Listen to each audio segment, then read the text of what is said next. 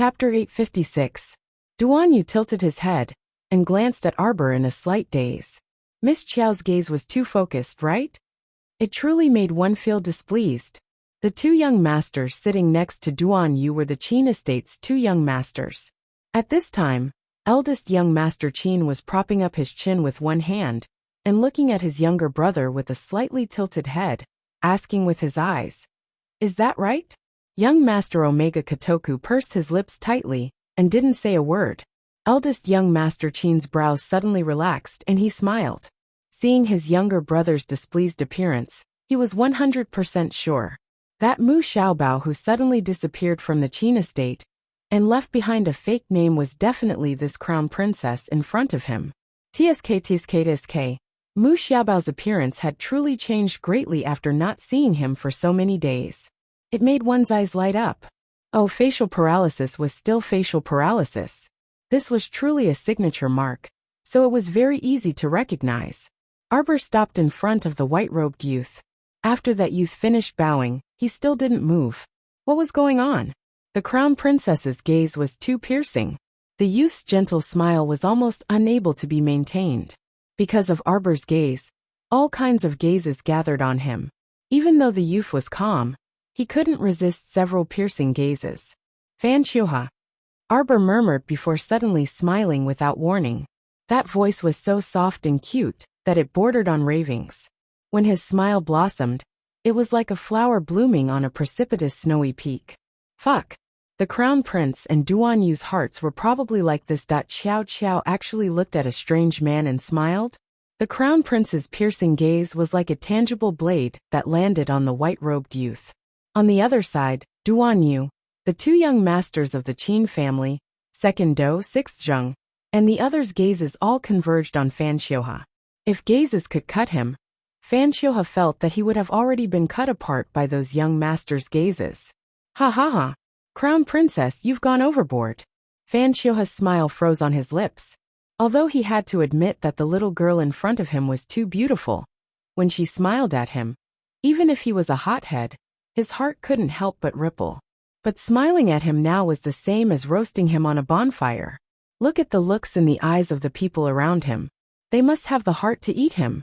The great king sat upright, and Empress Zhao pursed her lips tightly. The family members of the important officials of the court were also whispering to each other. In this silence, Qiao Mu's figure suddenly moved. She nimbly leaped forward and kicked the short table in front of Fan Xiuha, under everyone's stupefied gazes. Emolian was caught off guard. The corner of her eyes twitched. She had never thought that the little guy would cough cough. Suddenly rushing up and smashing, that this was simply unexpected. The wine cup in eldest young Sir Qin's hand rolled onto the small table with a clang, and a trace of disbelief appeared in his amorous eyes. She really hit him as soon as she started.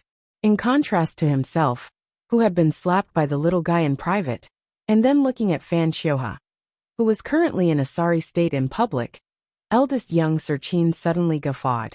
Sure enough, there was no worst in this world. Ha ha ha ha ha. Fan Xiuha was forced to retreat by Arbor's sudden kick, but he couldn't resist that short table that flipped a few times in the air and ruthlessly smashed at his feet. Chapter 857. The soup spilled on their feet, and even affected the two Fan family members beside them. They jumped to their feet, their expressions filled with shock. But this wasn't the end. The little fellow directly pulled out her ferrule and threw a streak of fire at Fan Xiuha. With a sizzle, the streak of fire tunneled under Fan Xiuha's feet like a wriggling snake and was about to climb up his leg. Fan Xiuha was greatly alarmed, and he hastily activated his defensive barrier to defend against the streak of fire. Everyone only heard a sizzle and saw that a corner of Fan Xiuha's robe had already been set ablaze by the raging fire. That fire was so powerful that it burned the hem of Fan Xiuha's robe to ashes with just a touch. Fan Xiuha promptly tore off his outer robe and flung it to the ground before retreating several steps. At this time, the defensive mystic weapon in his hand had already been activated and enveloped his entire body. When he looked up again, that smiling face could no longer be maintained, and his entire face turned a kind of fecal yellow that the crown princess's body was as light as a swallow, as she tapped on the overturned table with one foot, and chased after him like a shadow. She raised her ferrule high and angrily shouted, "Furious dragon slash!" Monstrous waves of mystic energy erupted from her body, and condensed on the ferrule, forming a dragon-headed mystic energy vortex that smashed down at his head. Fuck! Everyone was crying on the inside. Wasn't this a freaking banquet for the 8 great patrician families? Why was the opening so explosive? The great king and Empress Zhao, who were sitting at the head seats in the main hall, felt their eyelids twitch repeatedly as this move was about to land on the Fan family brat's head. The great king anxiously jumped up from the dragon throne and hastily shouted, "Crown Princess!" Boom! The attack that contained the powerful strength of a level 12 mystic cultivator heavily smashed onto Fan Xiuha's defensive mystic weapon. Fan Xiuha only felt the qi and blood in his chest churning, and he almost spat out a mouthful of blood. Fortunately, the defensive mystic weapon blocked more than half of the attack for him. Otherwise, the consequences would be unthinkable. What exactly did this crown prince consort, who tried to kill her the moment they met, want? Fan Xiuha's gaze trembled, and the defensive barrier on his body abruptly cracked, and was destroyed in an instant. He barely moved the corners of his mouth, trying to show a decent smile. But at this moment, he really couldn't bring himself to laugh. Arbor suddenly swung his arm, and the Fan and Xiao family members who were originally dodging to the side because of the battle cried out, and they all took a step back in horror. A small green-blue chick flew toward Fan Xiuha with a swoosh. Suddenly, it spread its wings and revealed its huge true body. It cried out loudly at Fan Xiuha. He opened his mouth and spat out a ruthless icicle towards Fan Xiuha. Be careful. At the critical moment, an old man suddenly approached Fan Xiuha from the side. He grabbed Fan Xiuha's arm and pushed him behind himself. He pressed his palms together and shouted, "Tiger form fist." Boom! An explosive profound skill blocked Qing Wan's mouthful of ice. But when his arms came into contact with the layer of ice, he was instantly frostbitten, and his arms were covered in a greenish-purple color. Fourth Elder. Fan Xiuha was shocked. Crown Princess. How could Queen Zhao still sit still? She also abruptly jumped up from her seat, and she gazed sternly at Xiao Mu with a severe gaze. Haha. Arbor's laughter was very peculiar. She only used a soft and flat voice to say haha. Not that she was laughing. The rest will be around 10:30 p.m. So I need to go take my medicine first. Oh. Chapter 858. Her mystic energy seemed to be burning fiercely in her body, raging with anger. Arbor's surrounding temperature dropped sharply, and in a short time, the people around her enjoyed the feeling of falling into an ice cellar. The little girl in front of him seemed to have torn open the gates of hell with her own hands. She was standing under the yellow springs of the 9th level of hell, tilting her head and smiling at you with treacherous eyes. Mo Lian only felt that his heart seemed to be frozen numb. He seemed to be able to see layers of thick ice rapidly spreading around the little girl's body, enclosing her in it. Blue Wan spread its wings and roared at Fan Xiuha, who was close by. Fan Xiuha stretched out his hands defensively and crossed them in front of his forehead. He thought that a wave of ice water would naturally fall from his head, but after waiting for a long time, nothing happened. Fan Xiuha carefully released his hands and looked in shock at Arbor, who had floated in front of him like a ghost. Crown Princess. Fan Xiuha almost fell on his butt. Do you see this dagger? Arbor calmly summoned an ordinary dagger from her inner world and stroked it over and over again, as if she was caressing her beloved artifact. There was even a trace of demonic light emitted from his pupils. She suddenly aimed the dagger at Fan Xiuha's heart. Hey, Crown Princess. Although Fourth Elder's arms were frozen stiff, he still shouted in time and flashed to Fan Xiuha's side. Don't worry, I'm very patient. Xiaomu pressed the ice-cold dagger in her hand against Fan Xiuha's cheek, and her small face that was as fair as jade also drew closer. She looked at Fan Xiuha's abruptly widening eyes up close and whispered softly into his ear. You won't die so easily. Just like me in the past, crawling and crawling in the dark. Like a stinking rotting corpse. I lost my limbs and could only use my head and body, like a pitiful, trembling, and weak little reptile. Ha ha ha ha ha. I will definitely give you an unforgettable death. Her voice sounded neither close nor distant in Fan Xiuhe's ear, almost like a dream. It was so soft that it made his heart tremble. Fan Xiuhe suddenly felt the dagger on his cheek withdraw. Jojo. Prince suddenly reached out and pulled her into his arms. Only then did the bone-chilling cold that felt as if his entire body had fallen into an abyss disappear. Arbor turned around and blinked her beautiful watery eyes. The strange expression on her face gradually faded away, and it gradually returned to that rigid, paralyzed face. It was so quiet that one could hear a pin drop. After witnessing the crown princess angrily scolding Princess Anam and beating up Madame Xu in the morning, the noble ladies and young misses were already used to it. Their expressions weren't as strange as the court officials. The Fan clan of the 8 great clans is only SOSO. You hit the young one, and the old one can't wait to take the hit. Arbor curled his lips and sneered. The faces of those from the Fan clan were naturally extremely unsightly. Various colors appeared on their faces. Ha ha! The great king heaved a sigh of relief, and couldn't help but let out 2 awkward chuckles. He coughed and said, "The crown princess, is young and impetuous, so it's indeed inappropriate for her to exchange blows with others. Cough, she's young. Ah, it's inevitable that she won't entertain you well. Everyone from the Fan clan, please don't take it to heart. Sit, all of you sit." Bullshit. Anger appeared on the faces of those from the Fan clan. The crown princess had clearly used a killing move just now. Chapter 859. Killer move, got it? A killer move was a move that could kill people anytime and anywhere. The great king actually spouted nonsense about how the crown princess was young and impetuous, and liked to spar with people, freaking exchanging blows and learning from each other. So she hated that she couldn't take people's lives everywhere, right? Ahahaha. The great king was still laughing awkwardly as he greeted everyone from the Fan family.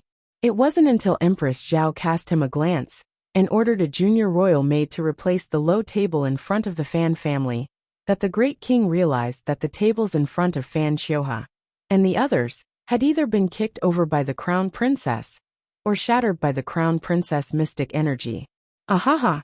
The great king could only continue to laugh awkwardly to cover up his awkwardness. Cough cough. This freaking oddball crown princess. She kept biting onto young Master Fan the moment she entered. It was simply too baffling. She caused him to feel awkward all the time. Jojo, are you hurt? Prince Emo led Arbor back to their seats, as if no one else was present, and pulled over her small hand to repeatedly examine it. Arbor shook her small head and reached out to stroke the little chick lying in her arms. The 2 people were seated at the head of the officials. Mu Qianqian and her mother's table was behind the Mu family's patriarch, Mu Boming. It could be said that with her father's back across, she was practically facing the crown prince and Arbor. Her eyes were practically spitting out blazing flames of jealousy. On what basis? A rural village girl was actually able to obtain His Highness the Crown Prince's favor and inexplicably rise to become the crown princess. When she recalled how the crown prince punished this bitch at the small banquet before the new year and slapped her until her mouth was rotten, Mu Qianqian's soft young girl heart couldn't help but ache and shatter. Why did His Highness the Crown Prince treat Qianqian like this? Everyone, we are fortunate enough to be gathered here today to allow us to admire the heroes of the 8 great patrician families. Let us first drink a cup to all of you heroes. Only then did the 8 great clans and the civil and military officials stand up and say, "Thank you, Your Majesty." The great king gestured for everyone to sit down and said with a smile, "I heard that the Mu family's head's talisman drawing technique is very good.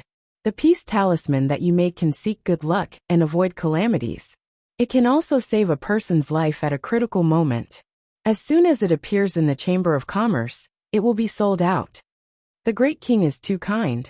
Mu Boming looked like he was in his early 30s, but his actual age was 50. The great king looked at him with envy in his eyes.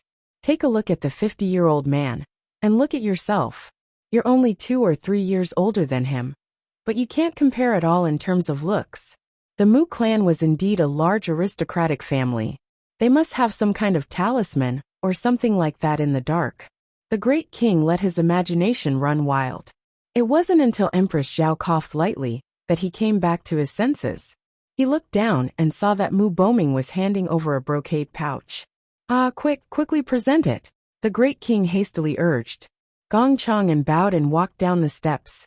He picked up the brocade pouch that Mu Boming handed over with both hands and hurried to the great king to hand it over. Mu Boming said with a smile, "It's just a small token of appreciation. These are 2 high-level peace talismans that this Mu personally drew. After activating the talismans with a drop of blood, it can guarantee that evil spirits won't dare to advance for 7 days and nights. It can seek good luck and avoid calamities. And it can eliminate any forbidden technique or curse cast by a curse caster. This is specially presented to His Majesty and Her Majesty the Queen." As soon as Mu Boming said this, faint joy immediately appeared on the great king and queen's faces. The royal concubines around them, including Consort Zheng, all looked at them with envy. Chapter 860. That was a protective talisman that was hard to find even in peaceful times, let alone now. It was said that if one carried a protective talisman made by Great Master Mu on their person, no evil beings or ghosts would dare to approach them. Otherwise, they would be pulverized by the protective talisman's talisman energy. The great king and the queen had both heard the crown prince mention before that a curse practitioner had appeared in the Mo Kingdom capital. Now that Mu Boming was so tactful, gifting 2 protective talismans that could dispel forbidden curses, it could be said that he had done it at the perfect time. He simply won the hearts of the great king and the queen. Family head Mu, this is a very good move. The great king nodded with a chuckle. Someone come quickly. We want to reward family head Mu generously. Thank you, Your Majesty. Mu Boming bowed neither obsequiously nor haughtily. Jojo, how is that talisman? The crown prince pressed against Arbor's ear and asked in a small voice. It's not very good, Arbor said indifferently, her small hands fidgeting about as she sprinkled a spoonful of minced meat into her small bowl of soup. I'll get it for you. Seeing her 2 small hands fidgeting about, the crown prince hurriedly brought the bowl over for her while secretly asking, "Is that really an advanced level protective talisman?" "It is." Arbor fidgeted with her small hands as she said indifferently, "But the intermediate level blue protective talisman that I drew with ebony can last for 12 days after it's activated. Do you want it?" Arbor took the small soup bowl from his hand and poked at it with a spoon before taking a sip. "It's just that it's not very useful." Prince Mo nodded repeatedly. Arbor took out 2 talismans from her inner world and tossed them to him. "I drew it for fun." Mo Lian looked at her with a grin. "Jojo, you're better at drawing than family head Mu even for fun." Arbor glanced sideways at Mu Boming. Seeing that he had already returned to his seat after offering the talismans, she said neutrally, "Family head Mu's talisman drawing skills are pretty good. I just had a little more fortuitous encounter than them." If it weren't for the Golden Talisman Jade Tome's extensive collection of talisman techniques, allowing her to guide her from time to time, she would only be a rookie talisman master if she were to study in that talisman clan. Thinking of this, he felt a sense of gratitude towards this ancient book in his heart. The corners of Mo Lian's lips curled up slightly. His mood finally improved a little. Looking at the little girl beside him, who had returned to her original state, his heart, which had been tightly clenched, finally relaxed a little. Xiao Xiao herself might not be aware of it, but she was truly a little frightening just now. Those pitch-black eyes were filled with thick black mist. When she stared at Fan Xiuha, no one would think that she was joking. This humble one has heard that 10 days after the Spring Lantern Festival, the 8 great clans will have a competition. That's right. Mu Boming smiled. Xiao Dongbua, who had been in a state of excitement, had been looking at her in shock and surprise since the beginning of the fight in Arbor. It wasn't until now that Xiao Dongbua abruptly calmed down from his excitement. If the Qiao clan's main branch obtained such a heaven-bestowed genius, why would they fear not winning the competition between the 8 great clans after the Spring Lantern Festival? Xiao Dongbua stood up, beaming with joy, and cupped his hands at the great king. "Great king, this humble one is Xiao Dongbua, the head of the Qiao clan, the crown princess's maternal uncle." His words caused an uproar. Everyone couldn't help but turn to look at the unsightly expressions of Qiao Zhongbang and Wei Ziqin before curiously shifting their gazes to the crown princess. Emolian's expression also darkened. He had long heard about how Qiao Zhongbang and his wife were rejected when they went to the main branch after moving to the capital. He didn't expect that the main branch's patriarch would be so shameless as to shamelessly come to acknowledge his relatives at this New Year's banquet, where the 8 great clans were gathered. Chapter 861. Evidently, the great king was unaware of this situation. He was startled for a moment before replying with a chuckle. Marquis of Jiyuan, we have never heard you mention that your main family is the capital's Qiao family. Qiao Zhongbang stood up with a trace of anger between his brows. Unfortunately, before he could speak, Qiao Dongbua snatched the thread of conversation. Precisely. We can't write 2 Qiao characters in one stroke. Previously, because the servants were incompetent, the Marquis misunderstood the main family. Actually, the Qiao family's main family very much welcomes the Marquis's family's return. With the crown princess's cultivation and strength, she doesn't need to participate in the clan competition and can immediately enter the clan's martial arts hall to study. After the Lantern Festival, we hope the crown princess can represent our Qiao family in battle. Qiao Dongbua's face blossomed into a chrysanthemum-like smile, causing all the wrinkles on his face to sway. Qiao Zhongbang snorted before turning to the great king and cupping his hands. Reporting to the great king, this subject was merely a farmer in the past, and has already severed ties with the Qiao family's main family for more than a decade. Now that family head Qiao is bringing up this old matter again, it is unavoidably as if you are trying to claim kinship. Qiao Dongbua's face twitched, and he couldn't resist retorting angrily. How can blood ties be severed so easily? You will be old Qiaos for one day. You will be old Qiaos for the rest of your lives. Shameless old thing. Duan, you harumphed. Anyone with a discerning eye could tell that this black-hearted patriarch of the old Qiao family clearly wanted to bring their family's JoJo back because of her astonishing talent. Participate in the competition? He really dared to say such a thing. He was truly shameless. Arbor looked on coldly from the sidelines and didn't say a word. He held her small soup bowl and drank the meat soup spoonful by spoonful. Qiao Zhongbang forcefully flung his sleeve. Family head Qiao, please conduct yourself with dignity. Qiao Dongbua's face turned green from anger, and he jumped up and shouted angrily. Eldest nephew, you aren't being kind by doing this. Empress Xiao sat in the great hall with her mouth tightly pursed. She coldly stared at the people of the Qiao estate, as a trace of disgust involuntarily crept into her heart. Qiao Dongbua's eldest son, Qiao Zhongda, sneered. Dad, what do you have to say to this kind of people who forget their ancestry? He's the kind of person who could harden his heart and throw me into a dilapidated temple to be exposed to the wind and rain. Wei Ziqin's heart thumped. Today, all the officials of the 3rd rank and above were gathered, and the 8 great aristocratic families were all present. If this black-hearted Qiao Dongbua really came up with some kind of reputation of forgetting one's ancestry, then who knew what kind of rumors would spread about their family's old Qiao in the capital tomorrow?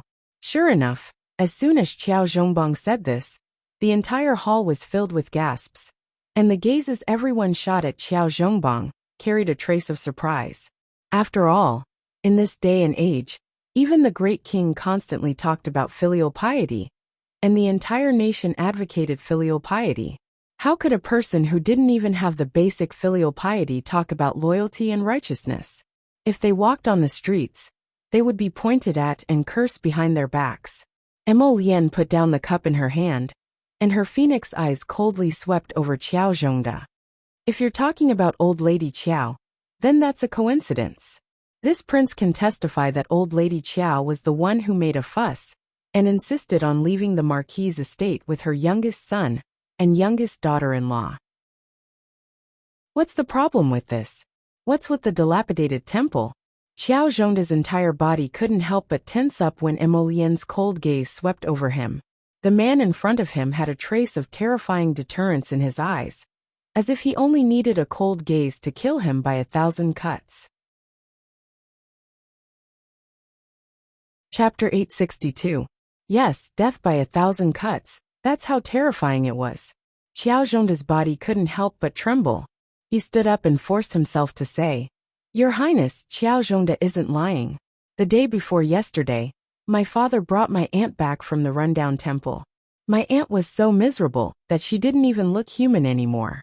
Anyone with the slightest bit of sympathy wouldn't be able to bear to see her like that, right?" Oh, Emolian pretended to be puzzled and asked. This prince was also there that day. Old Madame Qiao cried and made a fuss about leaving with her son and daughter-in-law. So the old madam actually went to stay the night in the rundown temple? Why was that? Fuck. Xiao Zhongda wanted to curse in his heart. Wasn't His Highness clearly trying to shield the family? What do you mean by why? What other reason could there be for staying in a rundown temple? They had no money, no food, no houses, nothing at all. What other reason could there be? Otherwise, why would people stay in a rundown temple when they had a nice big house to live in? That day, my father-in-law and mother-in-law tried their best to persuade the old madam to stay, but the old madam insisted on leaving with her youngest son.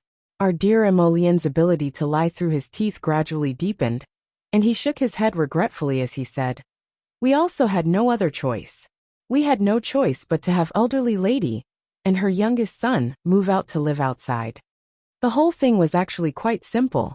The main thing was that the old madam's youngest son was too much of a good-for-nothing. When Prince Emo said this, his entire face became solemn, and his expression seemed a bit cold. That couple came knocking on our door that day and insisted that father-in-law hand over the position of marquis and give up the big house. They also wanted mother-in-law to give up the title of nobility to their daughter-in-law. How could they do that? Everyone in the main hall, men and women old and young, all revealed an incredulous expression. Arbor was sipping his soup and almost choked when he heard this. He lowered his head and silently drank his soup, while secretly reaching out to tug at Prince Mo's collar. "That's enough. If you continue to argue like this, it'll sound fake." Prince Mo's expression was especially solemn as he stood up and bowed to his imperial father. "Imperial father, this son has never seen such a shameless person. They even dragged your father-in-law and mother-in-law into the palace and threatened to have you confer a new title of marquis and madam." The old great king was dumbfounded, not to mention the great king and the other courtiers. Even Xiao Zhongbang and his wife were dumbfounded. Is that so? They were all present that day as well. Had such a strange thing happened before? The couple looked at each other speechlessly. "My son-in-law is really good at making up lies. Father, I was so angry that I chased them out in your name." The old great king was speechless that this son of his had never not cheated his father since he was young.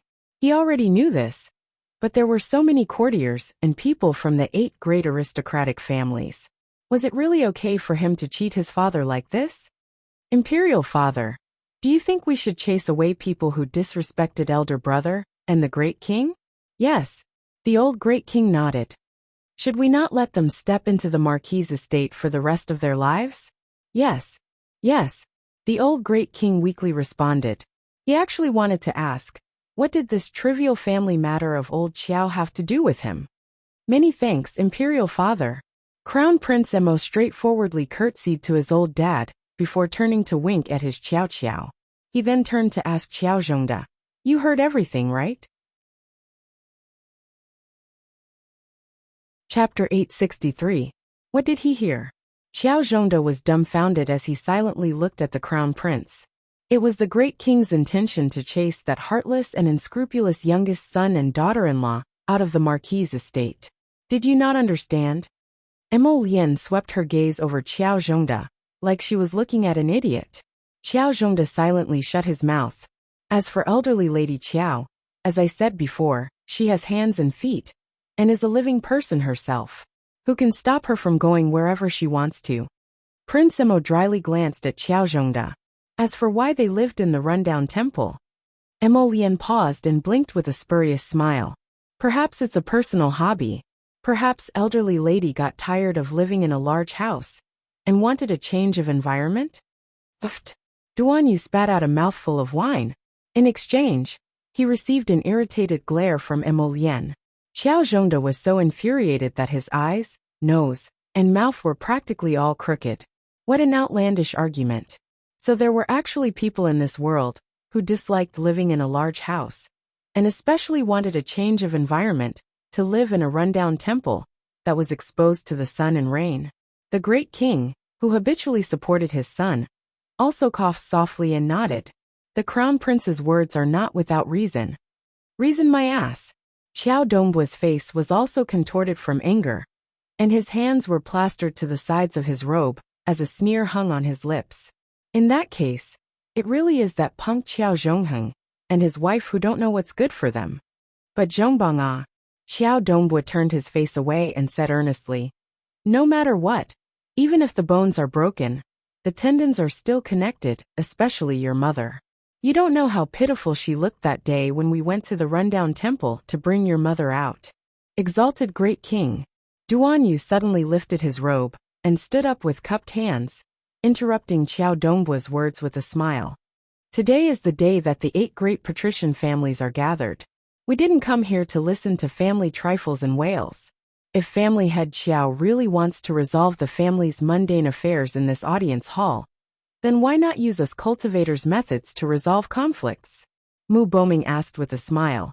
Fourth young master Duan, I wonder what you're referring to when you say that cultivators use methods to resolve conflicts. Fist. Duan Yu shook his fist and said with a grin, instead of being so wishy-washy, why don't we have a good fight? Xiao Dongbua's face was dark and gloomy, and he used a terrifying gaze to stare at the handsome youth who had abruptly interrupted him. Just now, he felt that Xiao Zhongbang's eyes had clearly wavered when he heard about old Madame Qiao's tragic situation. He felt that he had a chance of persuading Qiao Zhongbang to return to the Qiao family's ancestral home to see his mother. Unfortunately, this brat who popped out of nowhere suddenly spoiled everything. Family head Qiao, why are you staring at me like this? Do you want to have a match with me? Duan Yu's eager expression made Xiao Dongbua's teeth ache. He would have to be crazy to compete with this kid. Why would he, the dignified family head of the Qiao family, have a match with a junior from the Duan family? It wouldn't be surprising if he won, but it would be even more humiliating if he lost. He would have to be crazy to compete with this Duan family brat. Duan Yu blinked and looked at Xiao Dongbua with a disappointed expression. Family head Xiao, you actually don't dare to compete with me. When Xiao Dongbua heard this, he couldn't help but jump up from his seat, the veins on his head nearly bursting. Brat, speak properly and don't babble nonsense. Grandfather, he's scary. Chapter 864. Duan Yu abruptly turned his head to look at the elderly man in his 60s drinking tea. The elderly man's hair stood on end like steel needles. His eyes were hale and hearty, and his body was robust. His voice was as loud as a bell when he opened his mouth. Slap. The elderly man slapped the teacup under his palm, instantly shattering it into pieces. Xiao Dongbua shuddered for no reason, and his gaze shrunk slightly. Crap. How did he provoke this difficult old thing? Xiao Dongbua, you dare to yell at my good grandson? Duan Jinxing questioned angrily like an enraged lion, about to pounce and rip Xiao Dongbua's throat apart. Xiao Dongbua involuntarily retreated a few steps and awkwardly smiled at old Master Duan. Elderly Patriarch Duan, my apologies, my apologies. My attitude earlier was a bit too extreme. Duan Jinxing harumphed and slapped the table hard, his voice reverberating like a drum. My good grandson wants to compete with you because he thinks highly of you. Why aren't you making a move? Xiao Dongbua's aged face instantly flushed red. What the fuck did old master mean? He really wanted him to spar with the Duan family's brat. That immature brat from the Duan family was so excited and eager to give it a try. He even started swinging his arms and legs on the spot, looking like a rash youth who had never sparred with anyone before. He looked foolish. If he hit him too hard, old Master Duan would lose face. If he hit him too lightly, he wouldn't be willing. I'll spar with you. Xiao Zhongda abruptly stood up from his side and angrily declared. You don't have the right to spar with my dad. Old Master Duan's aged face darkened at once. He exerted some force in his hand and shattered the short table in front of him with a boom. Punk, who are you saying doesn't have the right? Old Master Duan roared. The great king's eye twitched, and he looked at the queen sitting upright beside him. "Queen, did you prepare a few more tables?" Seeing that old Master Duan's fiery temper was about to erupt, Xiao Dongbua hastily stopped his son and smiled apologetically. "Old Master, my son is insensible." "All right." Duan Yu responded crisply, and abruptly stretched out his long legs, directly jumping over the small table to the center of the main hall. He crooked his finger at Xiao Zhongda with a sly smile. "Don't cry if you lose, tortoise. Brat, you're courting death." Without waiting for Xiao Dongbua to stop him, Xiao Zhongda was already like an enraged elephant, furiously stomping on the main hall's stone bricks as he madly dashed toward Duan Yu. His fist, accompanied by an explosive roar, was already in front of Duan Yu's eyes. Some of the more timid daughters of officials had already reached out their hands to cover their eyes. They couldn't bear to see such an elegant and peerless young master being ruthlessly rammed out like a bull. Only a loud boom sound could be heard in his ears. Xiao Mu peeked out of the corner of her eye and saw her eldest uncle from the Qiao clan's main family tumbling several times in the air before being sent flying by a huge force. He crashed ruthlessly out of the main hall, and she reckoned that he would probably smash a shallow hole in the limestone bricks outside the main hall. The great king and empress, Zhao, met each other's eyes before silently shifting their gazes to that Duan family's fourth young master. This Duan family's fourth young master abruptly stopped smiling, and his beautiful peach blossom eyes were filled with a thunderous fury. He abruptly turned to shout at old Master Duan. "Grandfather, grandfather! He insulted me. He actually sent a minor level 6 mystic cultivator to spar with me. He insulted me. He's insulting you. Duan Jinxing. That didn't you already know that Xiao Zhongda was a minor level 6 mystic cultivator before the fight?" Chapter 865. You clearly wanted to beat him to death, yet you still found an excuse to say that he was insulting you. Even an oddball grandfather like Duan Jinxing couldn't help blushing from his grandson's shameless words. "Ah ha ha ha." The great king suddenly let out an awkward laugh. Heroes truly come from the youth. Fourth young Master Duan's cultivation is astonishing and very formidable. Today, we have truly broadened our horizons, ha ha ha ha ha. Xiao Zhongda's second brother, Xiao Zhonghao, had already helped his older brother inside the main hall. Xiao Zhongda's face was bruised and swollen from the fall, and he probably lost a few teeth. He was currently leaning on his brother with a dispirited expression and didn't even have the strength to walk on his own. "Zhongda, Zhongda." Xiao Dongbua paled in fright as he called out to his son. He abruptly turned his head and glared at Duan Yu. "You punk, you're too vicious." "What did I do?" Duan Yu glared at Xiao Dongbua in bewilderment. "You just had to send a minor level 6 mystic cultivator to spar with me. I only lightly stretched out a finger, and he was sent flying. Is this my fault?" Everyone was silent. Just now, everyone saw very clearly that fourth young Master Duan had really only lifted a finger and poked Xiao Zhongda's fist once. Subsequently, Xiao Zhongda lost control and directly tumbled in the air, wailing miserably as he was flung out of the main hall by a terrifying force. To be precise, he really was sent flying by fourth young Master Duan's finger. "No wonder your Qiao family is impatient to bring our Jojo home. So it's because the other members of your Qiao family are all weak chickens." Duan Yu mocked. Although what he said was the truth, Xiao Dongbua still flew into a rage out of humiliation. "Do you think I wanted the crown princess to join this competition for our family clan?" Xiao Dongbua retorted angrily. "I did it for the great king, and also for our northern moi. To put it bluntly, the reason our 8 great patrician families are holding this competition is to select 4 outstanding youths under the age of 20, in order to prepare for the decennial mystic beast forest secret realm. Think about it. If the crown prince consort enters the mystic beast forest secret realm as a Qiao clan descendant, even if she doesn't have 100% certainty, she must at least have an 80% certainty that she will be able to obtain 1 or 2 treasures for our Mo kingdom from the secret realm." The great king's eyes lit up. Patriarch Qiao's words are true. The crown princess. Following the great king's call, everyone's gaze once again fell on the crown princess. But what was the crown princess doing? She was still holding the small bowl and eating slowly. She ate the fish slices in vinegar with her chopsticks and braised shark fin with her chopsticks. She was eating alone, and seemed to be eating quite happily. The great king's lips twitched as he shot his son a look that said, "You should discipline your wife."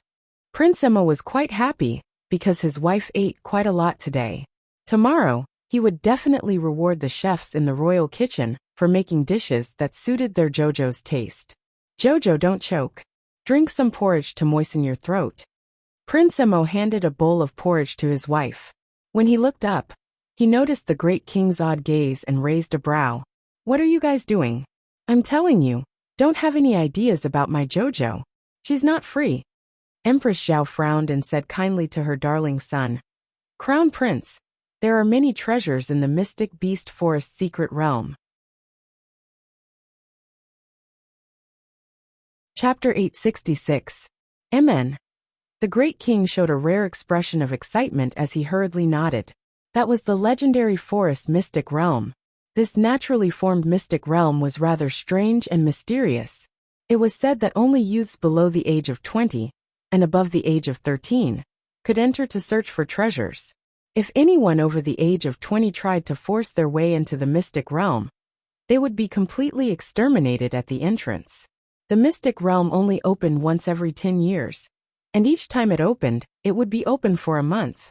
If one didn't leave the mystic realm in time after a month, they would have to stay in the mystic realm forever.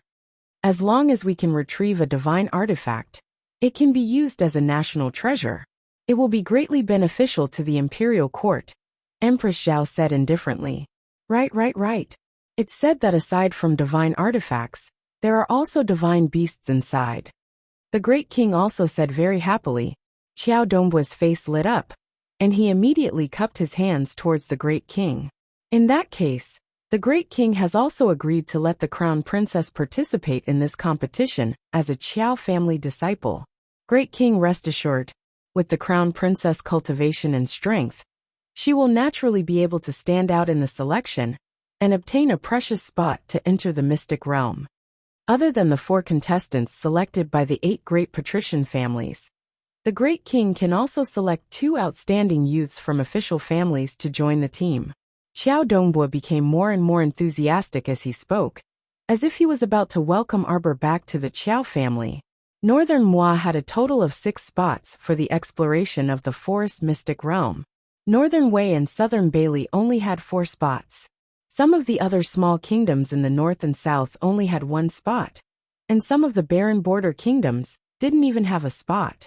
When the other patrician families heard Xiao Dongbua's words, it seemed to make sense. The stronger the teammates, the higher the chances of obtaining treasures during the exploration. According to the rules, the 6 members of the exploration team had to have their inner worlds scanned when they came out of the mystic realm. At that time, they could only keep 1 treasure, and the rest would have to be handed over to their family clans. Of course, the family still had to pay tribute to the old great king of the Mo kingdom. That was how it was done. Along the way, the young men and women had experienced life and death situations. Even if they risked their lives, they would only be able to obtain a single treasure. In the end, they might even die in the mystic realm. Everyone was excitedly discussing how Arbor returning to the Qiao family was indeed a very beneficial thing for them. The 2 young masters of the Qin estate watched from the side with cold eyes. The young master of the Omega Kotoku even curled up the corners of his mouth, revealing a mocking smile. After Xiao Dongbua and the others finished their discussion, the old great king made the final decision and happily allowed Arbor to report back to the main family. A happy smile appeared on Xiao Dongbua's face, yet it was at this time that Xiao Mu raised her head to look at them and abruptly asked, "Hey, were you guys discussing me in full swing just now?" Xiao Dongbua turned to look at Arbor with a chuckle, a hypocritical and benevolent smile on his aged face. "Of course we were." Splash! A basin of foot-washing water was taken out from her inner world and directly splashed onto Xiao Dongbua, who was standing in front of her. Our dear Duanyu, who had long been on guard, had already dodged far away. At this time, only Xiao Dongbua and his sons were affected by the foot-washing water, as well as a corner of the old great king's lapel. Previously, She used the holy water to soak her feet and saved the foot-washing water. She felt that it was quite wasteful to splash it like this. Look, didn't this benefit Xiao Dongbua? Are you awake? Arbor asked kindly. Chapter 867. Xiao Dongbua and his 2 sons were drenched on the spot, and the great king's clothes were inevitably stained with a puddle of water. They looked at each other with ugly expressions, then shifted their gazes to Arbor. In a place like the forest mystic realm, if I really wanted to go, why would I need to fight to the death to get a spot? Arbor looked impatiently at Xiao Dongbua and his son. What, I can't go without a spot? If I want to go in, do you think you trash can stop me? Arbor completely ignored how angry Xiao Dongbua's face was and said with a sneer, Do I have to use your Xiao family's name, risk my life, and pester you to go to the mystic realm to get treasures? Xiao Dongbua, is your brain damaged or am I stupid? Ah, this kind of idea of harming others for your own benefit, you're pretty good. Arbor clapped his little hands and stood up, coldly glancing at Xiao Dongbua and his sons. Hurry up and disappear from my sight. Scram! Xiaomu shouted, and her icy face was instantly covered in a layer of terrifying killing intent. This angry shout scared Xiao Dongbua so much that he retreated a few steps. When he stood up, his entire face was red and twisted. Xiao Dongbua's second son, Xiao Zhonghao, supported his eldest son, Xiao Zhongda, and angrily looked at Arbor. You don't even want the old ancestor anymore, do you? Arbor mockingly curled his lips. If the Qiao family's old ancestor really knows, he'll be so angry that he'll come back to life. Vicious woman! Xiao Zhonghao angrily scolded, his entire face filled with shock and anger, as if he would explode in the next moment and tear Arbor to pieces. Wei Ziqin was furious. Xiao Zhonghao, do you have to argue about the Qiao family's matters with us here? Since the Qiao family isn't afraid of being humiliated, then I'll have a good talk with you. Who's the vicious woman? Who's the shameless one? You bunch of black-hearted villains. Why don't you look at your own face in the mirror? Aren't you ashamed or blushing? Wei Ziqin's eyes widened as she reprimanded sternly. Back then, on the second day after my family's old Qiao and I moved to the Mo Kingdom capital, we brought gifts to visit the main family according to the rules. And the result? There was no way to enter. He was driven out of the main family. Mother. Arbor and Jolin both looked at her and asked, Is that true? Xiao Yelan and her second uncle had never mentioned the humiliation they had suffered in front of the children, so Jolin and the others didn't know about it at all. Xiao Zhongda, do you dare to say no? It was you. What did he say to us when he crossed his arms and looked down on us like a snob? Huh, don't you remember? You're just a country bumpkin. You want to bring some trash to climb up the social ladder? Go back to where you came from. I'm going to return those words to you right now. Wei Ziqin said angrily word by word. You greedy bastard. You want to use some bullshit quota to climb up the ranks of my daughter, the noble crown princess? Scram back to where you came from. Wei Ziqin harumphed at the last sentence, glaring at Xiao Zhongda and his brother with a sharp glint in her eyes. Xiao Zhongda shrunk his neck in fright and retreated a step weakly. Whoosh! A thin piece of paper was flung at Xiao Dongbua's face. Arbor glanced at the old man mockingly. Look clearly at what's written in black and white. Chapter 868. The family separation document is written clearly enough, right? Those with good eyes should be able to read it. Arbor coldly swept a glance at Xiao Dongbua. I see that you're already so old, so I respect you and call you old sir. Otherwise you're a shameless old man. You. Xiao Dongbua was so angry that his heart, liver, spleen, and lungs were violently trembling. Arbor spread her fingers, and that thin family separation document immediately flew back into her palm with a whoosh. Our family has already separated from Qiao Zhongheng's group of demons and monsters, let alone you guys, who don't know what you're talking about.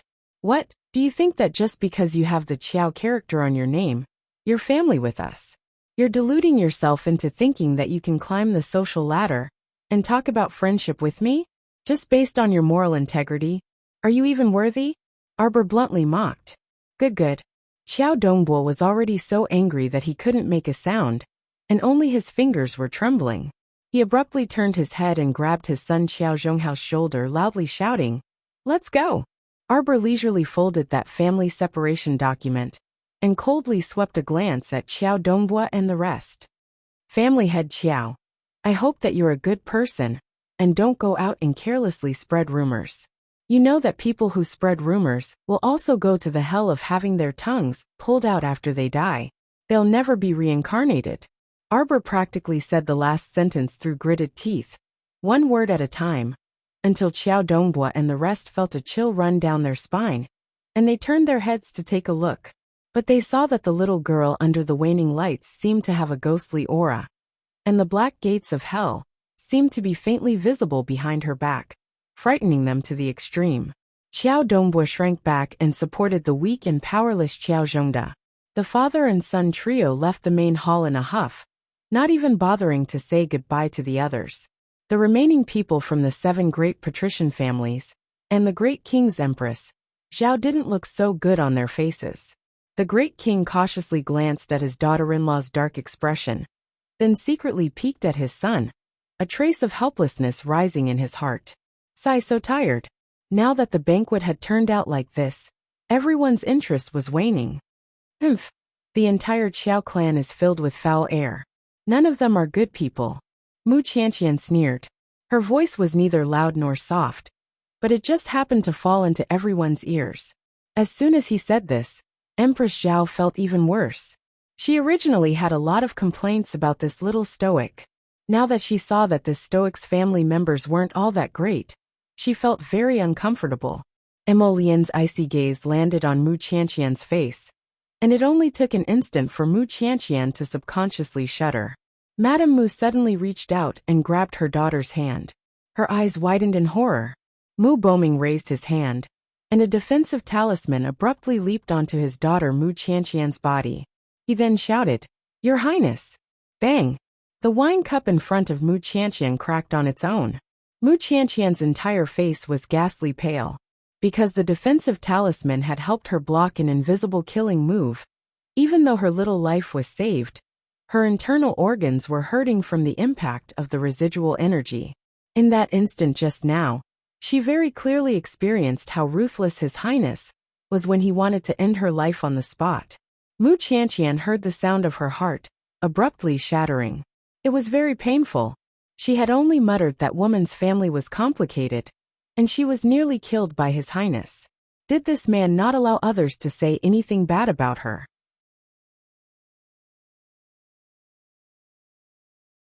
Chapter 869. Mu Boming's face was shrouded in a dark haze. Family head Mu gazed coldly at Prince Mo and said, "My humble daughter was rude to the crown princess first, but her crime doesn't warrant death, right? Hope that your highness will forgive her." Mo Lian retracted the powerful force she had released to target Mu Qianqian, and also cast an aloof glance at family head Mu. "Family head Mu, your daughter has repeatedly offended our wife. According to the rules, she should be severely punished." Mu Boming's expression shifted, and he looked up at the great king and Empress Zhao sitting at the front. The king's face was a little embarrassed. He had just received such a heavy gift from the Mu family's patriarch, 2-piece talismans. On the other hand, his precious son wanted to make an example of the Mu family's patriarch's daughter. No matter how he looked at it, this was not very kind. The old great king quickly chuckled dryly, and sent his son a look as he said, "It's just some small animosity between young ladies. It's fine, it's fine." Seeing his daughter-in-law raise her head and glare at him coldly, the old king's heart thumped, and he hurriedly said, "That Mu family head, there are still some etiquette and rules that need to be taught to Miss Mu. In the future, it's best not to be impudent in front of the crown princess." Mu Boming responded gravely. There was already no need to continue the banquet at this point. The great king was mentally exhausted, and he hastily pacified everyone before dismissing the banquet with a long sigh of relief. Heavens! If this banquet continued, who knew how much more trouble it would stir up? Mo Lian personally sent Arbor's family back before returning to the palace.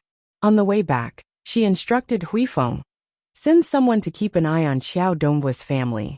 If they dare to make any moves, then. Emolian gestured for them to be killed on sight. Huifeng nodded in acknowledgement. On the other side, as soon as Mu Qianqian stepped out of the palace gates and boarded the carriage, she couldn't help but spit out a mouthful of blood. Madame Mu shrieked in fright. Mu Qianqian didn't want to say anything more to her mother, so she simply closed her eyes and pretended to faint. When Mu Boming heard his wife's screams from inside the carriage, his eyes flickered impatiently. He swung his horsewhip and said, "Send Madame and Miss back to the estate." That night at midnight, Mu Qianqian, who was lying flat on a large bed made of cedar wood, abruptly opened her eyes and got off the bed like a wandering soul. After lighting an incense stick in a corner of the room, she sat back down in front of the dressing mirror and fiddled with her beautiful hair. Outside, there was only a sliver of moonlight spilling on the window lattice, and it was pitch black. Ha ha ha. A sinister laugh suddenly appeared behind her. "Eldest young Miss Mu, why did you summon this old man so late at night?" The voice that seemed to come from the netherworld was erratic and hoarse. It was so low that it didn't sound like a human's voice. Mu Qianqian gazed into the mirror. That shadow was very short and small, and its entire body was shrouded under a hood. She had never seen this person's face clearly. "Black Cat, I promise you, I'll help you steal that top-notch summoning talisman enshrined in the ancestral hall." The shadow was clearly agitated, and its voice started trembling slightly. "Really? I have a condition in exchange." Mu Qianqian abruptly stood up in front of the mirror. Under the moonlight, her small face had already contorted into a ball. "I heard that you can draw an especially powerful and special talisman." "What?" the hoarse voice asked. "Soul Exchange Talisman. HM?" The shadow was clearly shocked by Mu Qianqian's words.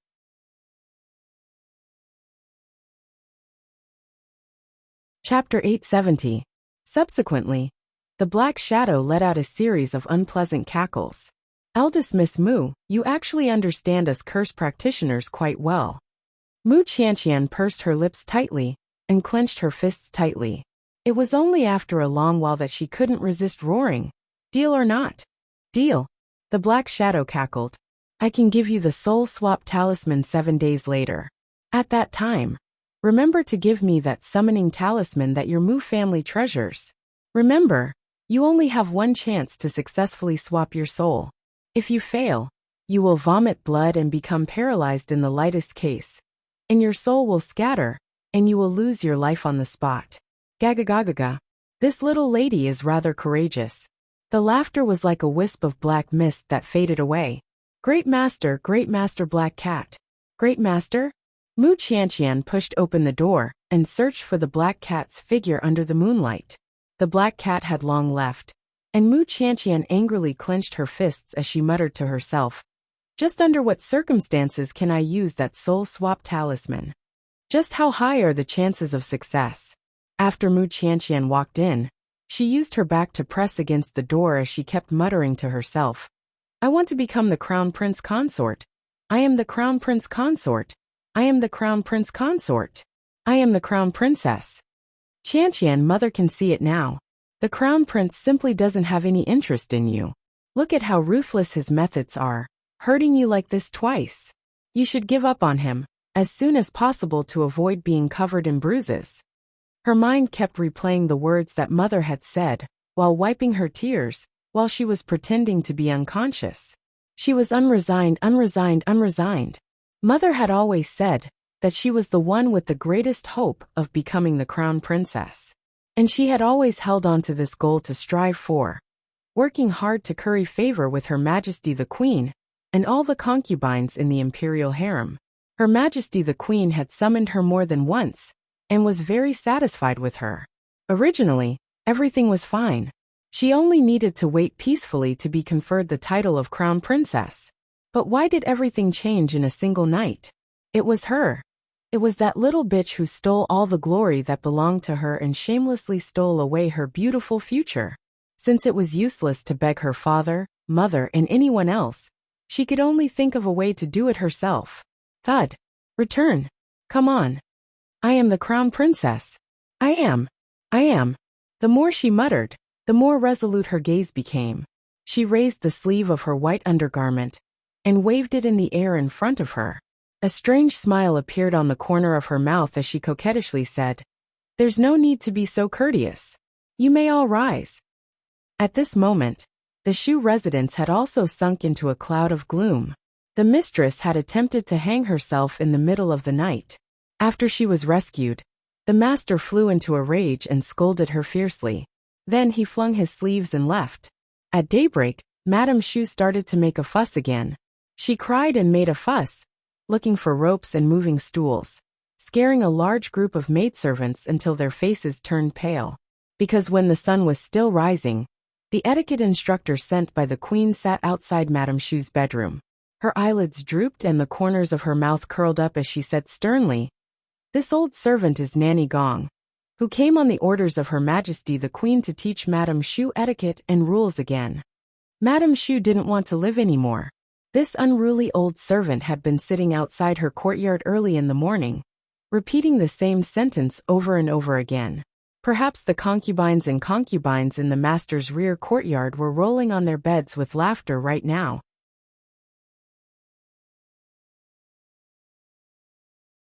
Chapter 871.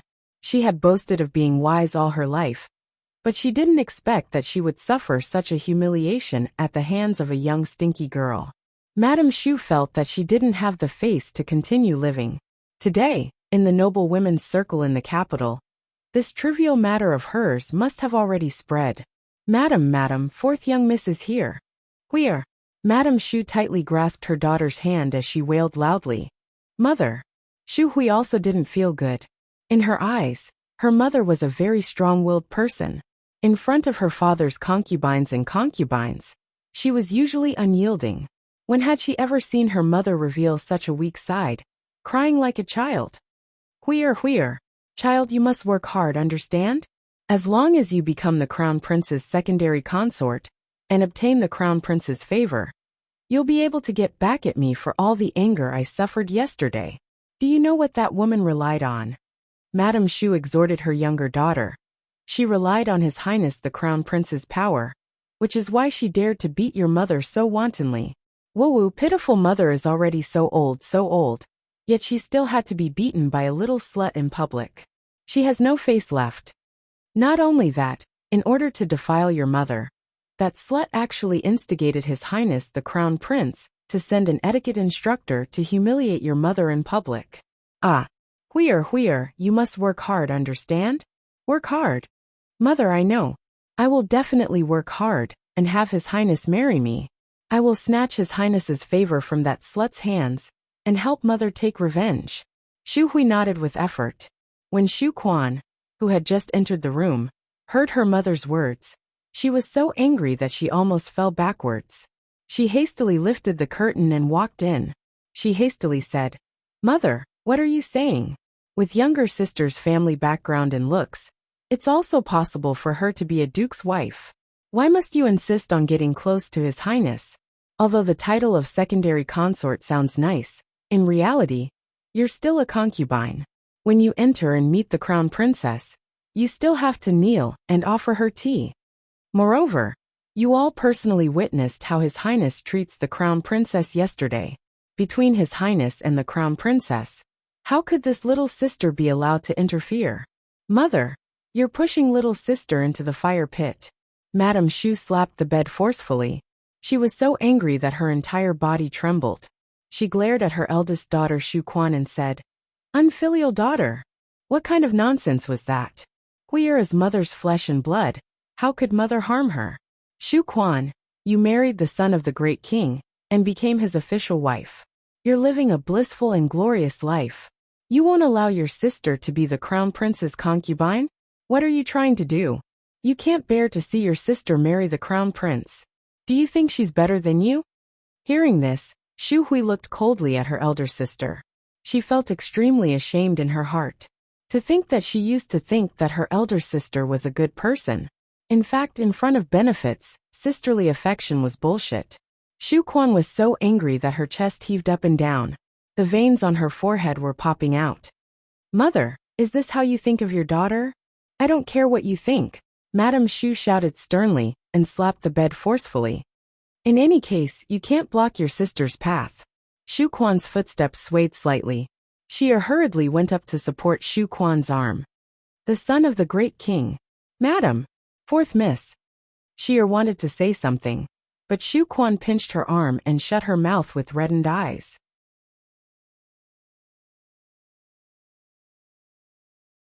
Chapter 872. Mother, can you listen to me calmly? Shu Quan's eyes contained a trace of moisture, as she bit her lip, and asked word by word. What else do you want to say? Madame Shu's vigilant gaze pierced Shu Quan's heart. His Highness is definitely not someone you can play around with. I hope you can understand this. Otherwise, the Shu family will definitely suffer a calamity. The entire Shu family will definitely not be left alive. Shu Quan blinked back the moisture in her eyes, and turned to look at her younger sister, who had a cold expression. Younger sister, elder sister hopes that you can live well. Marrying His Highness the Crown Prince is definitely not a good choice. You also saw what happened to father's concubines.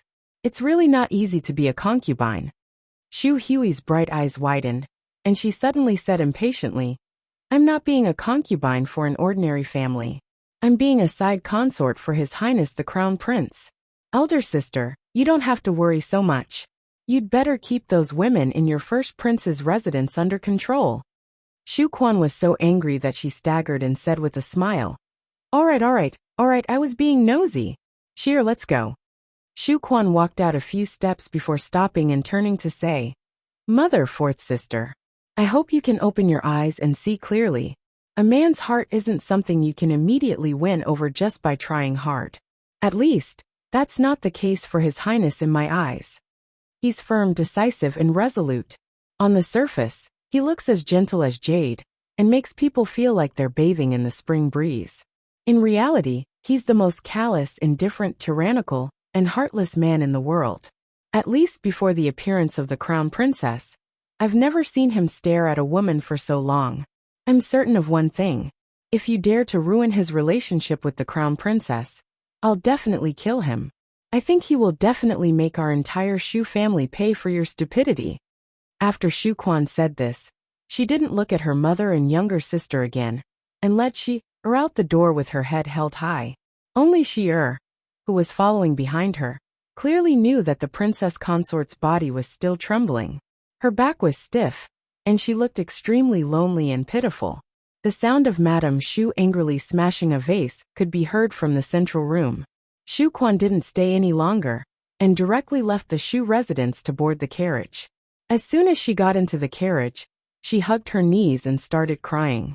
Xia wiped her tears at the side and hugged her master helplessly, repeatedly shouting, Princess Consort, Princess Consort. Shu Quan only felt that from her heart to her 10 fingers, every fingertip was emitting a chill. It was so cold that her teeth were chattering uncontrollably. Xia, my mother actually said that I'm living a life of boundless splendor and happiness. Ha, ha ha ha ha ha ha ha. Shu Quan laughed until tears rolled down her cheeks. If I had a choice, I'd rather have nothing. Even if I have to ride a horse and sleep on the streets, it's still better than being entangled with those orioles and swallows. Princess Consort, you've suffered too much. Xia burst into tears. Shu Quan shook her head, teardrops falling onto the back of her hand. Actually, it doesn't matter if it's a little bitter. I just hope that everyone in my family will be fine. But now, I'm afraid all of this will become wishful thinking. Thump, thump, thump, thump, thump. The sound of the door knocking made classmate Arbor's hand, which was holding a brush, pause slightly. Without even turning his head, he said, The door isn't closed. Come in yourself.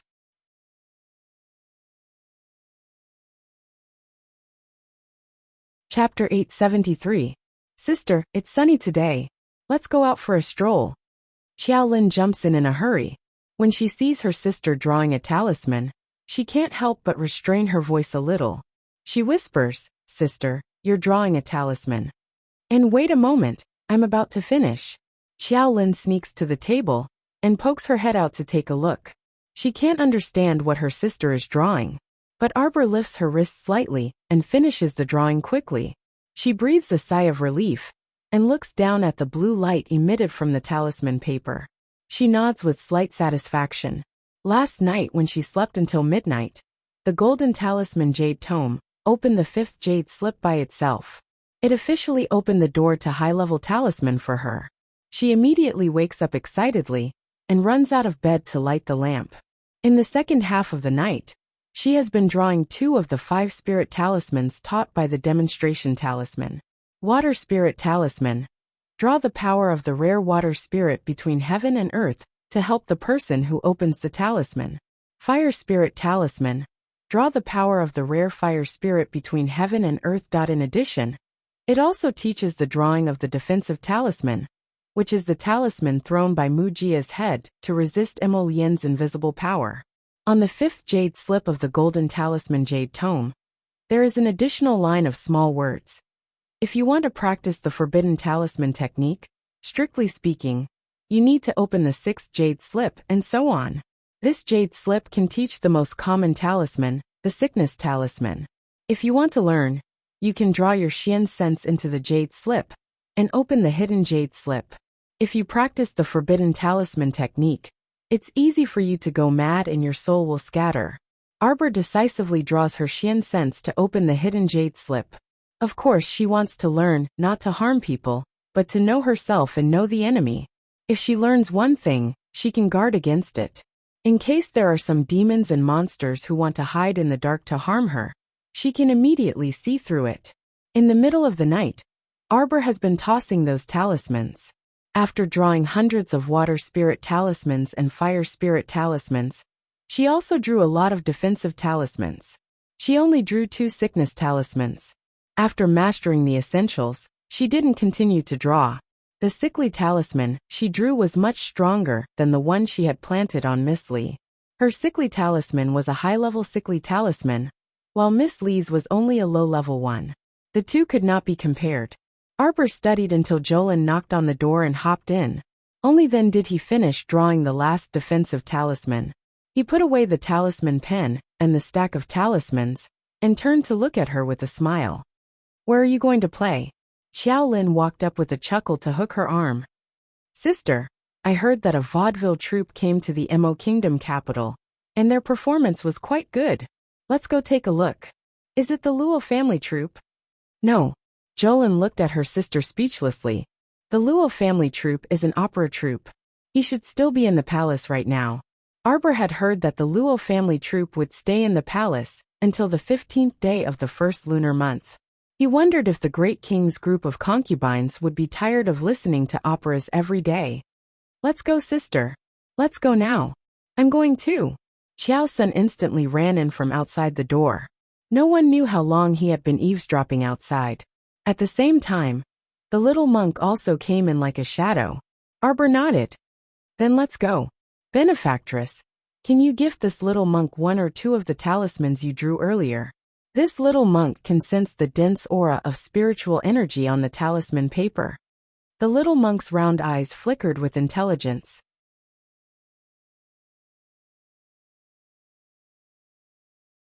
Chapter 874. When Jolin and Jolin heard this, they immediately expressed that they also wanted it. 3 pairs of eyes stared at Arbor eagerly. Arbor only felt that it was somewhat funny. She took out some defensive talismans, water and fire talismans, and distributed them to the 3 children. "We're going out now. Shouldn't we go to Beautiful View Garden and say hello to Mother first?" Arbor brought the 3 children out of the door and said to her sister Jolin, "Sister, there's no need to say hello. I know that Mother went out with Madame Ren early in the morning." "Madame Ren?" Arbor was slightly startled. "Yes." Jolin held onto Arbor's hand and giggled. "Let's go, sister. Get someone to prepare the carriage. We're going to watch the vaudeville show." Only then did Arbor bring the 3 children out and head towards the Yu family troupe's location, Spring Dawn Garden. Spring Dawn Garden was located on Hualing Street. It was parallel to Shilua Street's commoner district. Usually, there weren't many high officials and nobles who could come here. However, after this vaudeville troupe became popular recently, even the business on Hualing Street improved by a lot.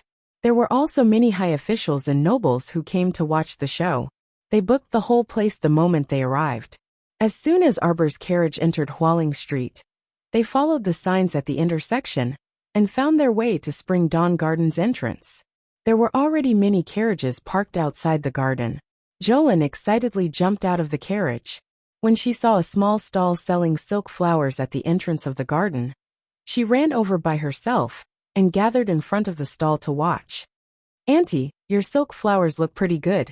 Miss, do you want to buy a few?" The old auntie selling silk flowers hurriedly said. "You only need half a liter of rice to exchange for 5 silk flowers." The auntie had also heard that this vaudeville garden had become popular recently. That was why she came to sell silk flowers early in the morning. It was a pity that the young ladies and madams of the noble families who came and went all had their eyes on the top of their heads. They didn't even look at her small roadside stall. Okay, give me 5. Jolene was a rich woman. She had enough food in her inner world to last her for at least half a year. Not to mention that her elder sister had given her 2 storage talismans filled with peaches, winter fruits, and various other fruits and snacks. She estimated that she would be able to eat everything in these 2 storage talismans for a year and a half. Half a liter of millet in exchange for 5 silk flowers was too cheap for Jolene. She hurriedly took out a small bag of rice and handed it to the old woman. "I'll buy it. Tisk, country bumpkin." A sarcastic laugh came from behind Jolene, but Jolene pretended not to hear it.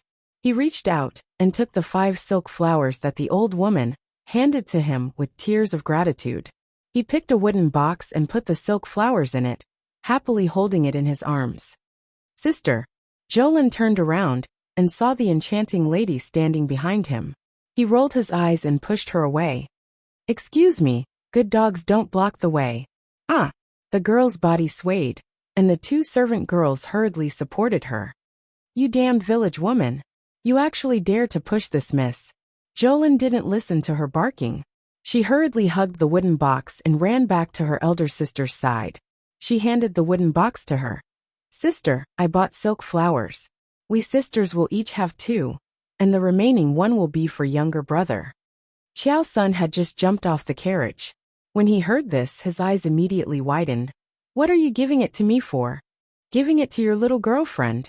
Jolene winked at her younger brother. "It's that little girl I saw on the way home from school. She's quite cute."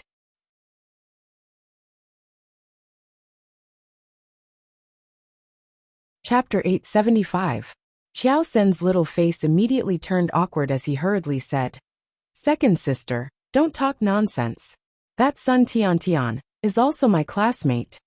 Xiao Lin immediately reached out and pinched her brother's little face as she giggled. "That's right. I want you to give it to her. Look, it's nice to be friends with your classmates." Arbor's little mouth curved as he held his brother's hand. "Xiao's son, you haven't bullied your classmates in the academy recently, right?" No. Xiao's son didn't expect that the topic would suddenly change to the academy. He immediately shook his little head and expressed his stance. Xiao's son doesn't dare to forget elder sister's teachings for a single day. Ren Hongfei and I are now good friends. Really good friends? Really? Then what about your swine friend Gao Fong, who was with you before? Xiao Mu asked worriedly. Xiao's son laughed foolishly. We haven't played together for a long time. After school, I always go with Ren Hongfei and Sun Tian. Second sister also saw it last time. Yes. That little girl smiled so sweetly at you. So her name is Sun Tian. Her name is also sweet. Arbor's face darkened. Come. Let us 3 siblings divide this silk flower. Little brother, you must remember to bring this most playful and adorable silk flower to little sister Sun Tian. Oh. Xiao's son gloomily put away this maiden's gift, as his little mouth secretly twitched. Stop. You country bumpkin, didn't you hear me call you? The young miss who was pushed away by Xiao Lin just now unrelentingly followed the siblings.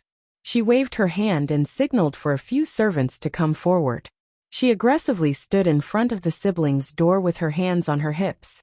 Xiao Lin immediately became angry.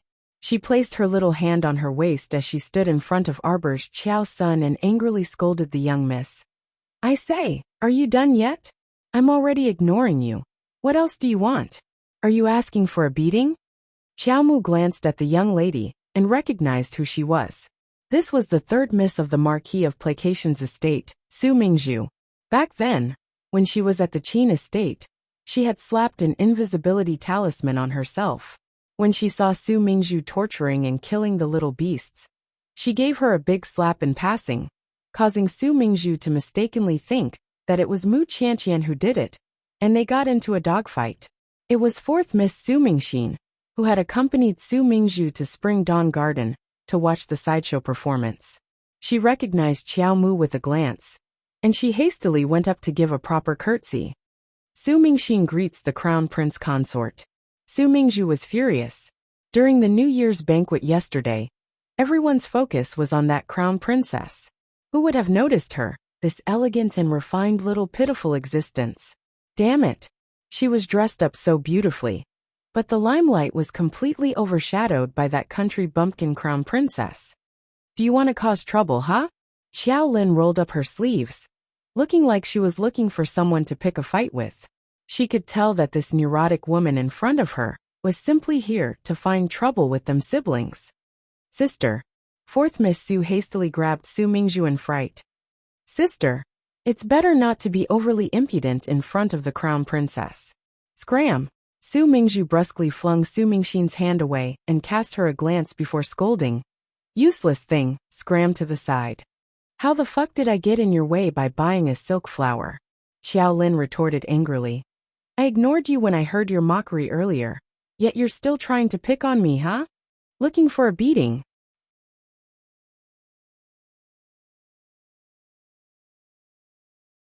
Chapter 876.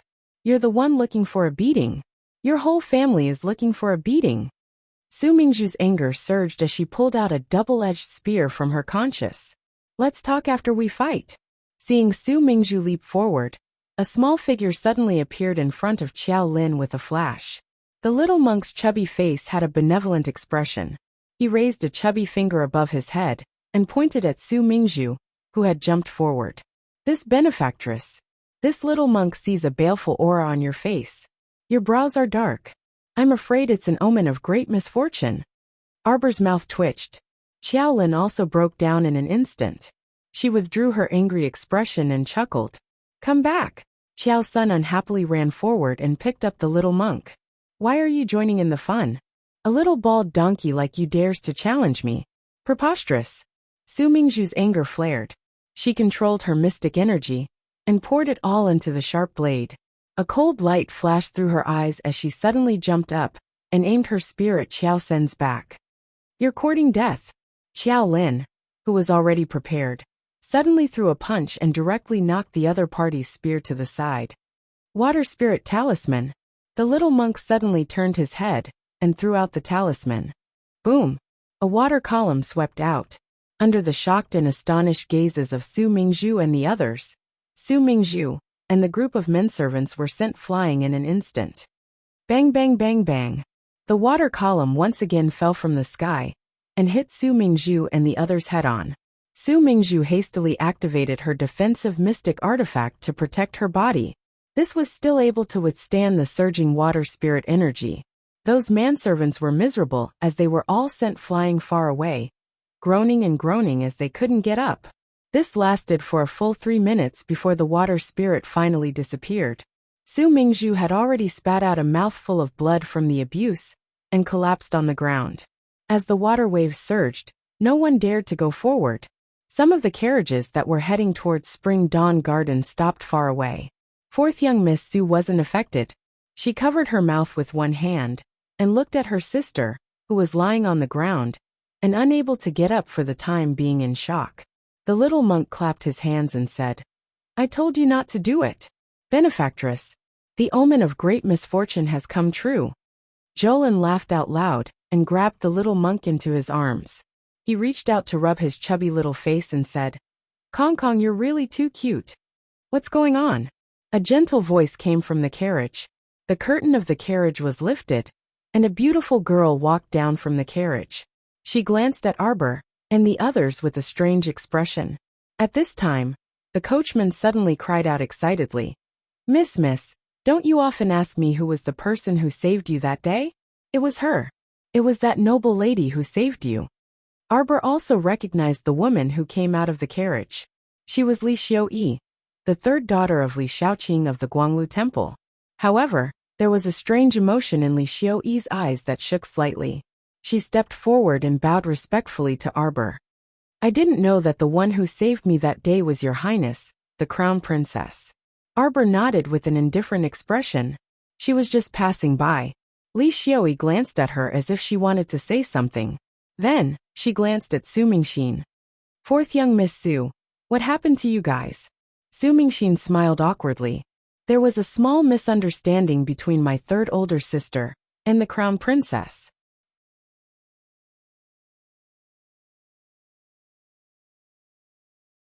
Chapter 877. Oh, was it just a small misunderstanding? It escalated to the point of fighting. Li Xiaoyi cleverly didn't say anything, but her eyes flickered slightly when she saw third young Miss Su's miserable state. Su Mingxin bowed to Arbor again. Crown Princess, this humble girl will take her leave first. Please forgive me. Arbor nodded and didn't feel like arguing with Su Mingzhu. Su Mingxin had someone help Su Mingzhu up and brought her to the carriage to return to the estate immediately. She was also very worried. Su Mingzhu had come out perfectly fine, but now she was being carried back. She didn't know if Madame would let her, a little concubine's daughter, off. Older sister, who is that person? Do you know her? Xiao Lin pursed her lips in the direction Su Mingzhu left. You should have seen her at yesterday's banquet. She's the legitimate third young miss of the Marquis of Placation's estate, Su Mingzhu. There were so many orioles and swallows at yesterday's banquet. Who would remember who? Xiao Lin puffed up her mouth and blew. This was precisely what Su Mingzhu couldn't swallow. She had dressed up beautifully to attend the banquet, thinking that she could outshine the crowd and attract the attention of a few noble young masters. In the end, the limelight was completely snatched away by the Crown Prince Consort from the countryside. Li Xiaoyi said with a smile. Crown Princess, then let's enter the garden. May I know if the Crown Princess has reserved a private room beforehand? If not, if you don't mind, you can come to this humble girl's private room. Arbor led his brother and sister into Spring Dawn Garden's main hall. At first glance, there was a dense crowd. The main hall was already full. That's fine. Then I'll have to trouble young Miss Li. Arbor thought for a moment before nodding in agreement. Since she was already here, if she didn't bring these monkeys to watch a sideshow performance, who knew how they would torment her? Li Xiaoyi smiled slightly and gave a look to the maidservant beside her. Not long after, that maidservant brought a waiter over. He bowed and greeted them before leading the group to a private room on the second floor. There was a row of windows in the private room. When they pushed open the windows, they could see the lively performance below. The view was not bad. Soon someone brought in some tea and snacks. They weren't very exquisite, and were just enough to fill the stomach. A few children immediately cheered and ran to the window to lie down and watch with great interest. Arbor sat down at the table and poured himself a cup of tea. Then, he looked at Miss Li, who sat opposite him, and nodded slightly. You can speak now. Miss Li was stunned. She looked at her in a daze. For a moment, she seemed to be a little embarrassed. Crown Princess, what makes you think that my daughter has something to say? Your eyes told me. Arbor took a sip of tea and frowned slightly. This tea was really crude and plain. It didn't taste like tea at all. Li Xiaoyi couldn't help but laugh. The Crown Princess is really straightforward. She raised her head and glanced at the two maidservants beside her. You two leave first. I have something to say to the Crown Princess alone. The two maidservants hesitated and looked at each other.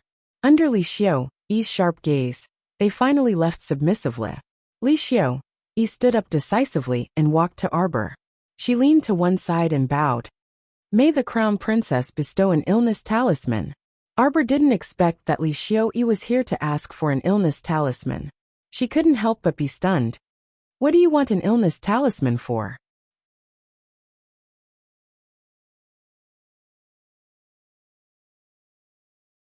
Chapter 878. With Arbor's exceptional intelligence, she casually thought about it and couldn't help but exclaim in a low voice. The illness charm that you were afflicted with last time? You also begged for it yourself? You purposely put the illness charm on yourself. Li Xiaoyi shook her head.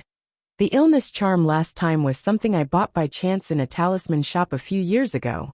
At that time, I bought it out of curiosity for fun, but I didn't expect it to come in handy. Since the crown princess can undo that illness charm, she's naturally a talisman expert.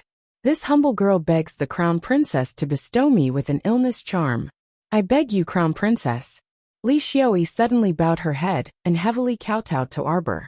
The three children turned around from the window and couldn't help but feel a little strange when they saw Li Xiaoyi like this. But very quickly, their attention was once again attracted by the wonderful performance in the main hall. At this moment in the main hall, a young juggler was leading a ferocious piebald tiger, causing waves of exclamations from the crowd. Arbor looked at Li Xiaoyi for a while before saying with certainty, "At the banquet yesterday, I heard from Consort Chung that you've already been betrothed to her son, the son of the great king, Mo Jiao. Do you think they'll give up on you after you use the illness charm?"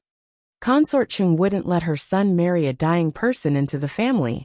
Li Xiaoyi's eyes were especially bright. She wouldn't be able to stand that bad luck. That's true. Arbor nodded. Marrying a concubine was a joyous matter. No one would be willing to marry a half-dead concubine into the family, as it would be tainted with bad luck. Everyone else wants to marry the prince. Why aren't you willing? Li Xiaoyi didn't hide her disdain for Mo Jiao at all and spat. He already has so many wives and concubines. His body is dirty and smelly. I don't like him at all. Arbor curved her small mouth, feeling that Miss Li's words were very interesting and somewhat to her taste. But usually, when a young lady is forced to marry, don't they cry, throw a tantrum, and threaten to hang themselves? What's the point of that? Li Xiaoyi raised her head and looked at Arbor with a determined gaze. I don't want to do such a stupid thing for a stinky man like him. If I'm so sick that I can't even get out of bed, I believe that Consort Chung won't carry such an unlucky person like me into the great king's mansion. Arbor nodded and began to appreciate Miss Li's straightforwardness. You're just an ordinary person, but you're braver than most people in this world. Good. I'll help you, but you have to promise me one thing. Crown Princess, please speak. This humble girl isn't afraid of climbing a mountain of blades or diving into a pot of boiling oil. Li Xiao, he exclaimed as she gazed at Xiao Mu with bright eyes. I don't need you to climb a mountain of swords, nor do I need you to jump into a frying pan. As long as you keep it a secret, you can't tell anyone that I'm a charm master. Xiao Mu didn't want to seek trouble for herself. Curse practitioners had been labeled as demonic beings and had always been suppressed by various parties. If someone with ulterior motives found out that she could create illness curses and was an out-and-out curse practitioner, then it would certainly cause a lot of trouble. Although she wasn't afraid, she found it annoying. I, Li Xiaoyi, swear to the heavens that if I dare to reveal the crown princess secret one day, I will be condemned by the heavens and die a horrible death. Arbor nodded, and then took out a sickness charm from her inner world and put it in her hand. She said to her with a serious expression, "This sickness charm of mine is much more powerful than the one you had before."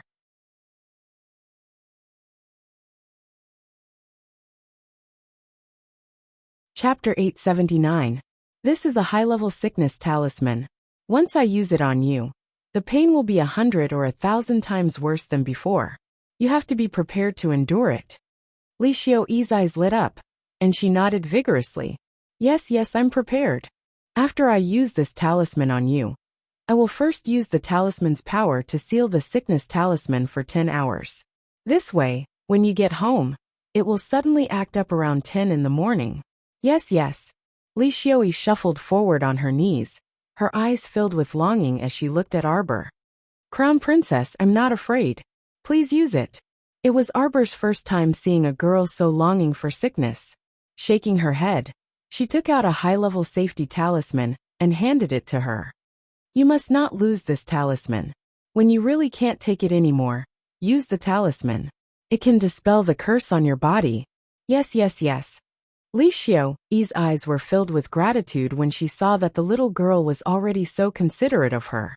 At the banquet, she had always heard people whispering about how the crown princess was arrogant and unreasonable, how she was cold-hearted and expressionless. But now that she had the courage to interact with her, She realized that the crown princess wasn't as bad as people said.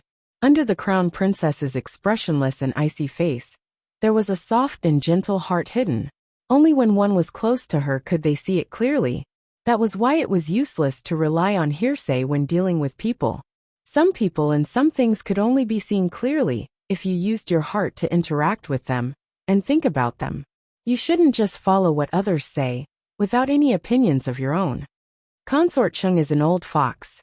She might test you many times. It might take a long time. Arbor took out a small bottle of medicine from her sleeve and handed it to her.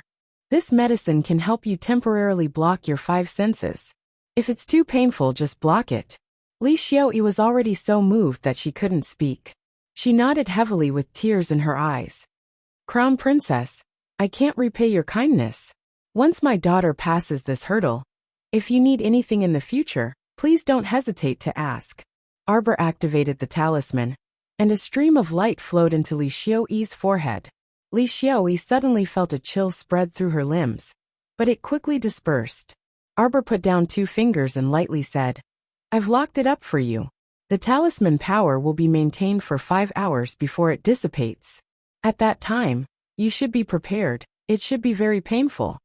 Then, Arbor clenched his fist slightly and crushed the sickly talisman in his hand into powder and dissipated. Get out, all of you get out. A loud noise came from the hall below. The Qin estate's eldest young master has already monopolized this place. Get out, get out. Li Xiaoyi was in a good mood now that she had gotten rid of one of her worries. She was not afraid of pain, but she was afraid of marrying a disgusting man and having to bear his children for him. She would be disgusted to death if she had to face him for the rest of her life. Hearing the noise coming from downstairs, they all went to the window and looked down. The door to the private room was suddenly pushed open, and a person who looked like a vice troop leader walked in while rubbing his hands together awkwardly. I'm really sorry, ladies and young masters. The Qin estate's eldest young master has booked the entire place and invited his friends from the pugilistic world to watch the performance. So this, ladies and gentlemen, please rest assured that the fee will definitely be refunded to you. Li Xiaoyi's face immediately darkened. Is this a matter of money?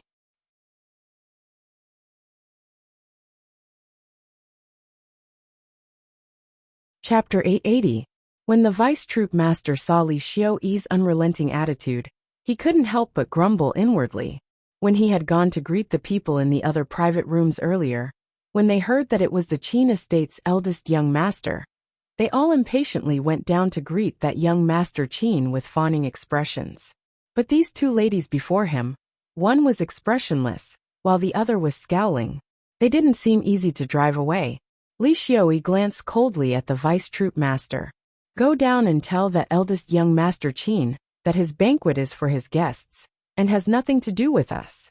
If he wants to clear the place, tell him to come up himself and talk to us. The vice troop master answered obsequiously.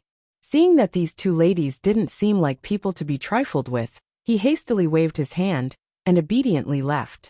Crown Princess. Li Xiaoyi turned to look at Arbor. Arbor waved her hand and said, They're only here to watch the show. No need to be long-winded with them. The children saw that the performance had ended, and the commotion had ended. The people in the lobby downstairs were all walking out, so they couldn't help but purse their lips and turn to ask Arbor, Sister, they're not performing anymore? Let's wait a bit.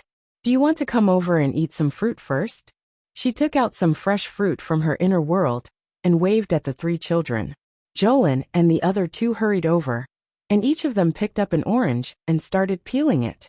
At this moment, the vice troop master knocked on the door again and walked in, saying awkwardly, Young Master Qin and some of his friends have said to invite you all down. Arbor hooked her finger at the vice troop master. The vice troop master ran over obsequiously. Mississippi. Arbor abruptly reached out and clasped the vice troop master's neck, ruthlessly pressing his old face onto the table. With a loud bang, the vice troop master felt half of his face hurt terribly, and it was probably going to turn completely green. Arbor said coldly, If you don't want to die, tell them to come up. With that said, she released the small hand clasping the back of his neck. The vice troop master felt his entire body turn cold, and he involuntarily shuddered. Bring in some hot water. Arbor glanced at him coldly. The vice troop leader didn't dare to speak any more nonsense. He nodded his head repeatedly, bowed, and cautiously walked out of the door step by step. A few minutes later, the waiter brought hot water in with a respectful expression. Footsteps could be heard coming from the stairs. Not long after, the door to the private room was pushed open. Eldest young Master Qin's tall and slender figure appeared at the door in a dark purple robe. There was a dot of cinnabar between his eyebrows, and his eyes were beautiful and captivating. His long hair was still untied and hung loosely below his waist. His entire being exuded a wild and charming aura. I was wondering which ominous star was causing trouble. Qin Xian smirked when he saw Arbor. He leaned against the door and looked at the little girl with a smile. So it's you, the unreasonable little fiend. Arbor glanced at him expressionlessly and said coldly, Who are you? Qin Xian rolled his eyes and strode in with his long legs. He dragged a stool to sit down in front of her and looked at her calmly. Don't pretend, all right? Mu Xiaobao, I know it's you. Don't think that I won't recognize you just because you changed your face. Arbor reflexively reached out to touch her little face and continued with a wooden expression. I don't know what you're talking about. Haha, eldest young Master Qin snorted.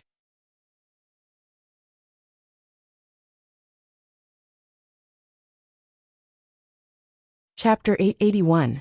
There's no point in pretending like this. Qin Xian raised his wrist and grandly poured himself a cup of tea. He looked at Arbor with a grin and said, Little Bao, we haven't seen each other for half a month. Isn't it too fake for you to say that you don't know me? Li Xiaoyi snuck a glance at Arbor. She didn't understand the situation, so she wasn't in a hurry to interrupt.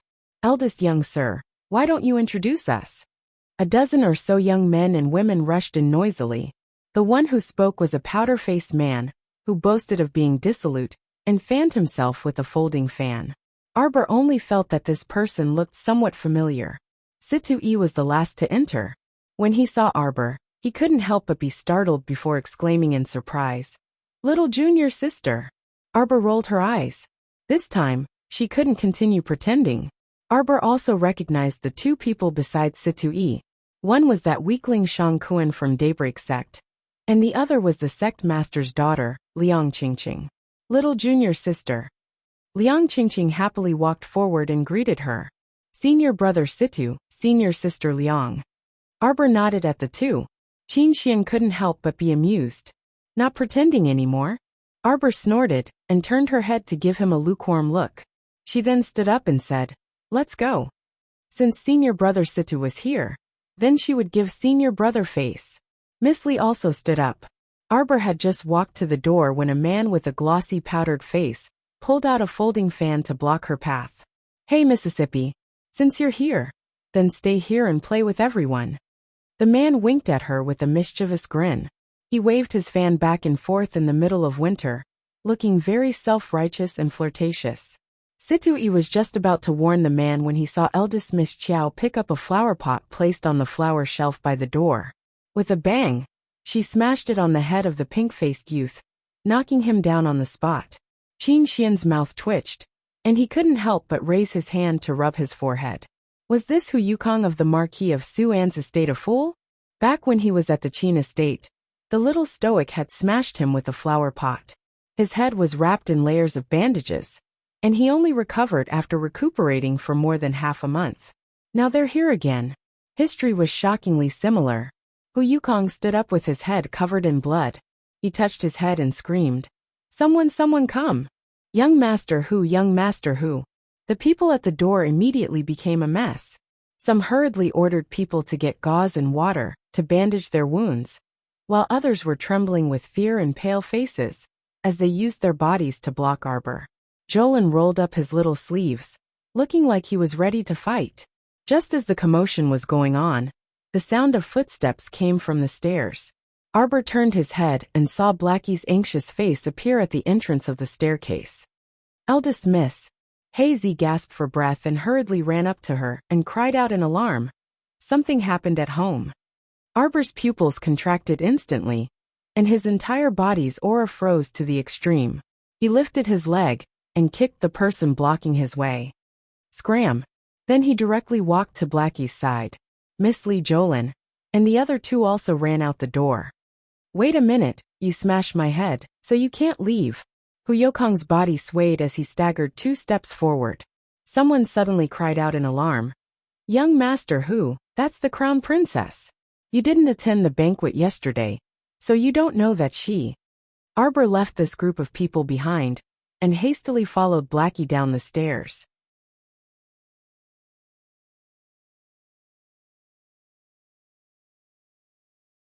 Chapter 882.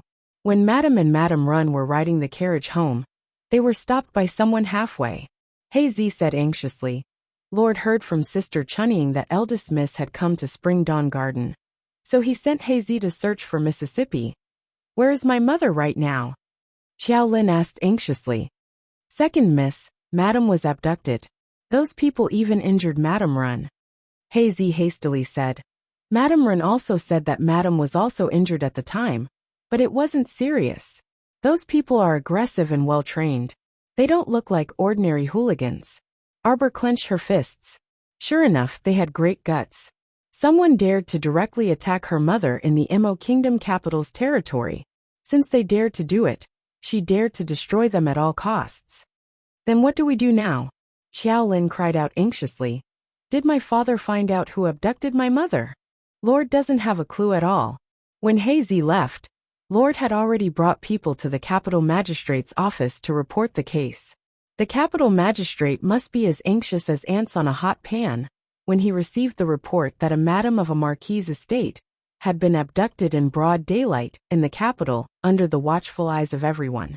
Arbor paused and took out a talisman pen, writing a few strokes on the communication jade talisman. She then turned back and said to Hazy, Send second Miss, and the others back to the residence first. Sister will handle this matter. Don't worry, go home first. Yes. Hazy nodded. Eldest Miss, please be careful. If there's any news, discuss it with Lord first. Arbor nodded coldly, and then watched as Hazy brought Xiao Lin and the others into the carriage and left. At this time, the communication jade talisman in her palm was already slightly warm.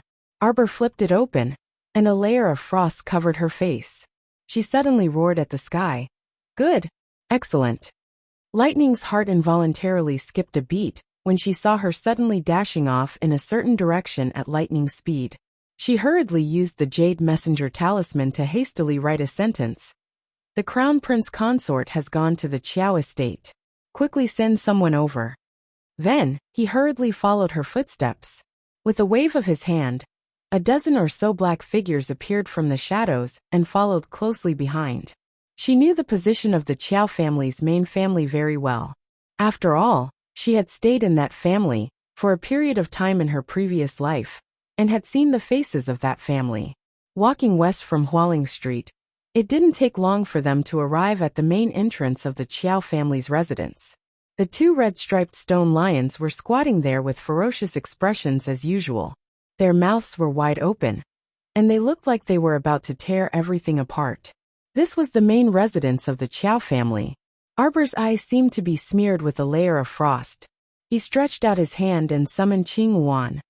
Go smash their door. Today, I'll allow you to eat as much as you want. Whoever dares to stop us, you can eat him. Lightning and the others who came with her were all stunned when they heard the Crown Princess's fierce words. This was the main residence of the Qiao family, and the Crown Princess was still a girl from the Qiao family. If she did this, she would be cursed by the world for betraying her ancestors and forgetting her roots. Betraying his ancestors and forgetting his roots? Pah! This bunch of shameless villains. What right did they have to say that they were Arbor's clan relatives? She wouldn't acknowledge a single one of them. Since she didn't acknowledge their identities, how was she betraying her ancestors and forgetting her roots? Qing Wan happily spread its wings and rose into the air. It screeched sharply in the direction of the main entrance and shot an ice pillar down. A loud boom sounded.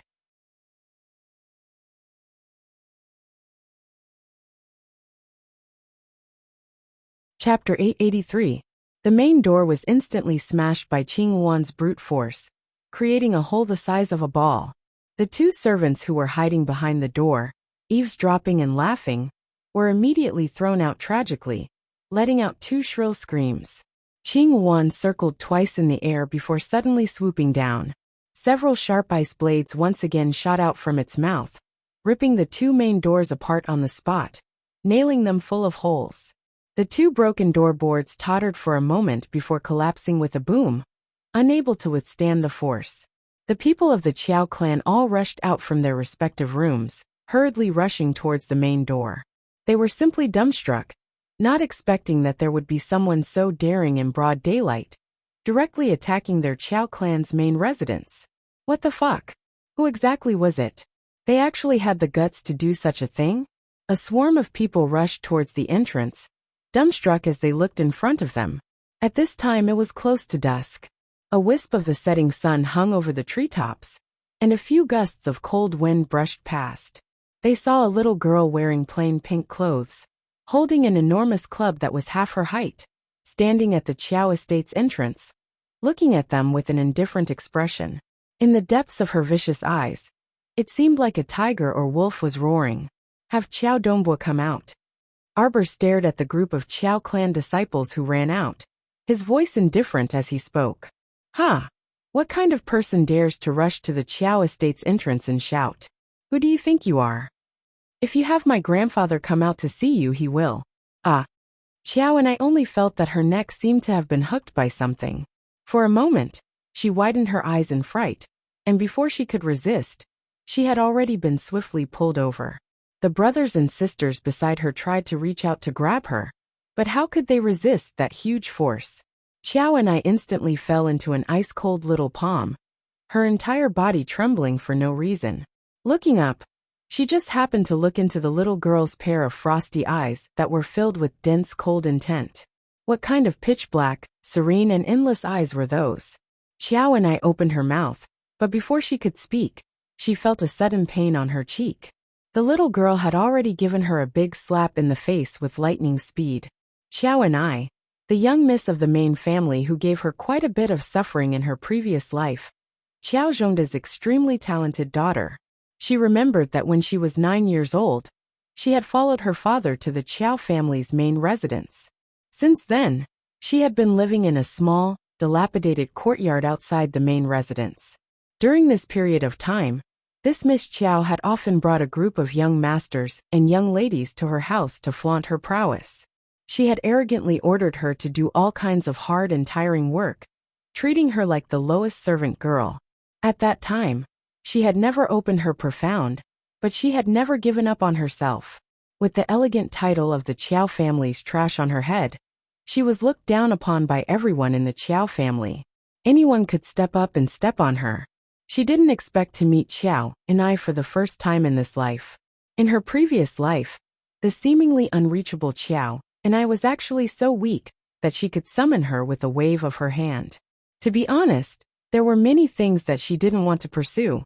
In particular, it wasn't the kind of great hatred that was as deep as a sea of blood.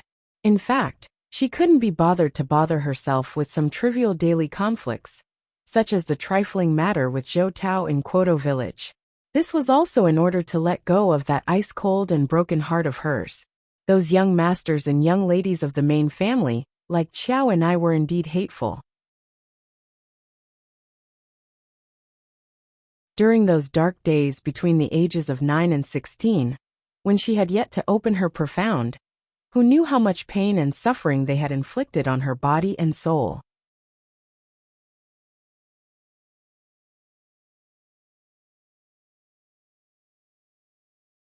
Chapter 884. She could not care less about these things. She could treat those trials and hardships as the greatest test of her life. It was the polishing of her temperament, and also the creation of her current life. Because after all, those were matters from her previous life. In this life, these things simply never happened. She didn't want to cling to the past, but she ultimately couldn't walk out of her past attachment. For example, she simply couldn't walk out of the matter with Fan Qiuha. So the moment they met, she simply couldn't control her impulsive heart, and wanted to kill him on the spot. Yes, she wanted to kill Fan Qiuha. She especially wanted to kill him at the banquet that day. She knew that her behavior at that time was especially like someone with a mental problem. She was sick. She herself was very clear that, strictly speaking, this could be a kind of psychological illness. It was as if these things clearly never happened in this life. But the moment she saw Qiao and I, her body actually reacted with pain. She felt that the little finger that Qiao and I broke in her previous life was currently twitching slightly. This was a kind of psychological torture. To tell the truth, after returning to the capital for so long, she simply didn't intend to have any relationship with the main Qiao family. It was fine to treat everything from her previous life as a passing cloud and smoke. Unfortunately, others might not let her off even if she thought this way. This was the current situation. If she lay dormant, others would bite her to death. If she wanted to live, she could only counterattack. Have Qiao Dongbo fucking come out. Qiao Mu repeated her words again, and she slightly tightened her grip on Qiao Ni's neck. It would truly be a pity if such a beautiful neck were to break. Miss, please stop. A young man walked out of the crowd. He looked to be around 25 or 26 years old. His appearance wasn't very good looking, and could only be considered decent. Arbor wasn't unfamiliar with this person at all. He was Qiao Chong, one of the top-ranked genius mystic cultivators in the main family. As a level 8 mystic cultivator, his talent was slightly inferior to his younger sisters. In her previous life, when Arbor was 9 years old, Qiao and I was already a level 4 mystic cultivator, when she was a little over 11 years old. Therefore, Qiao and I was arrogant and complacent, bearing the entire family's favor. She disliked this 9-year-old trash who hadn't even triggered her mystic meridians. And now, the 17-year-old Qiao and I was already a level 7 mystic cultivator. Everyone present, including Qiao Chong, felt their hearts tremble when a little girl grabbed a level 7 mystic cultivator's neck the moment they met. The little girl in front of him looked like she was only 14 or 15 years old. What kind of cultivation was this? She must already be a level 10 great mystic cultivator. The Qiao clan's disciples couldn't see through Arbor's cultivation at all. They could only see a huge blue divine bird circling above her head. Their minds were a little muddled for a moment. It was common knowledge that only level 10 and above mystic cultivators could form contracts with mystic beasts. This little lady was already a level 10 great mystic cultivator at such a young age. His talent was simply astonishing. Arbor carried Qiao and I effortlessly, as if he was carrying a hen, and strode into the Qiao residence. But she saw someone rush up to snatch Qiao and I from her hands. Arbor coldly curled her lips at that person, and broke one of Qiao Ni's fingers with a snap. After this, Qiao Ni's entire body trembled as if she was soaked in cold water. 3 of her fingers had already been broken, and no one dared to come up to snatch Qiao and I from her hands.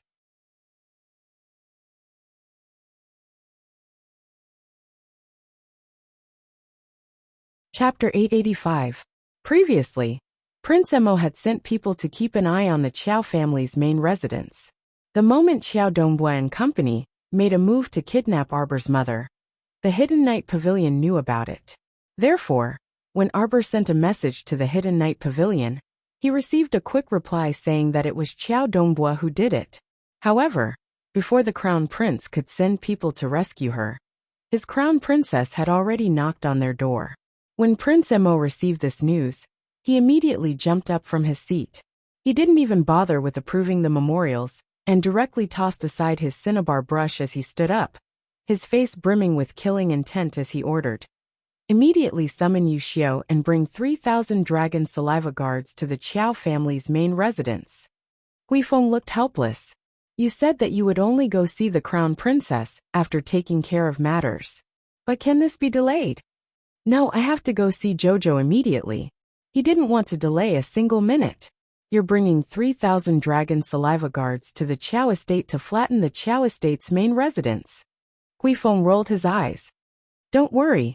This subordinate dares to bet my head that our Crown Princess will definitely be fine. The unlucky one must be someone else. Hurry and make preparations. The Crown Prince roared at Huifeng. The latter rubbed his nose and withdrew, feeling disinterested.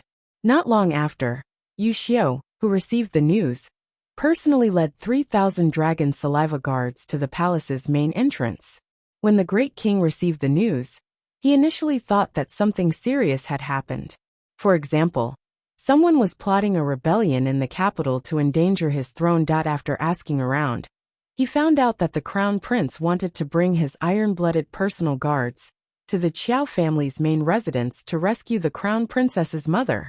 He was so angry that he immediately threw away an inkstone. Go!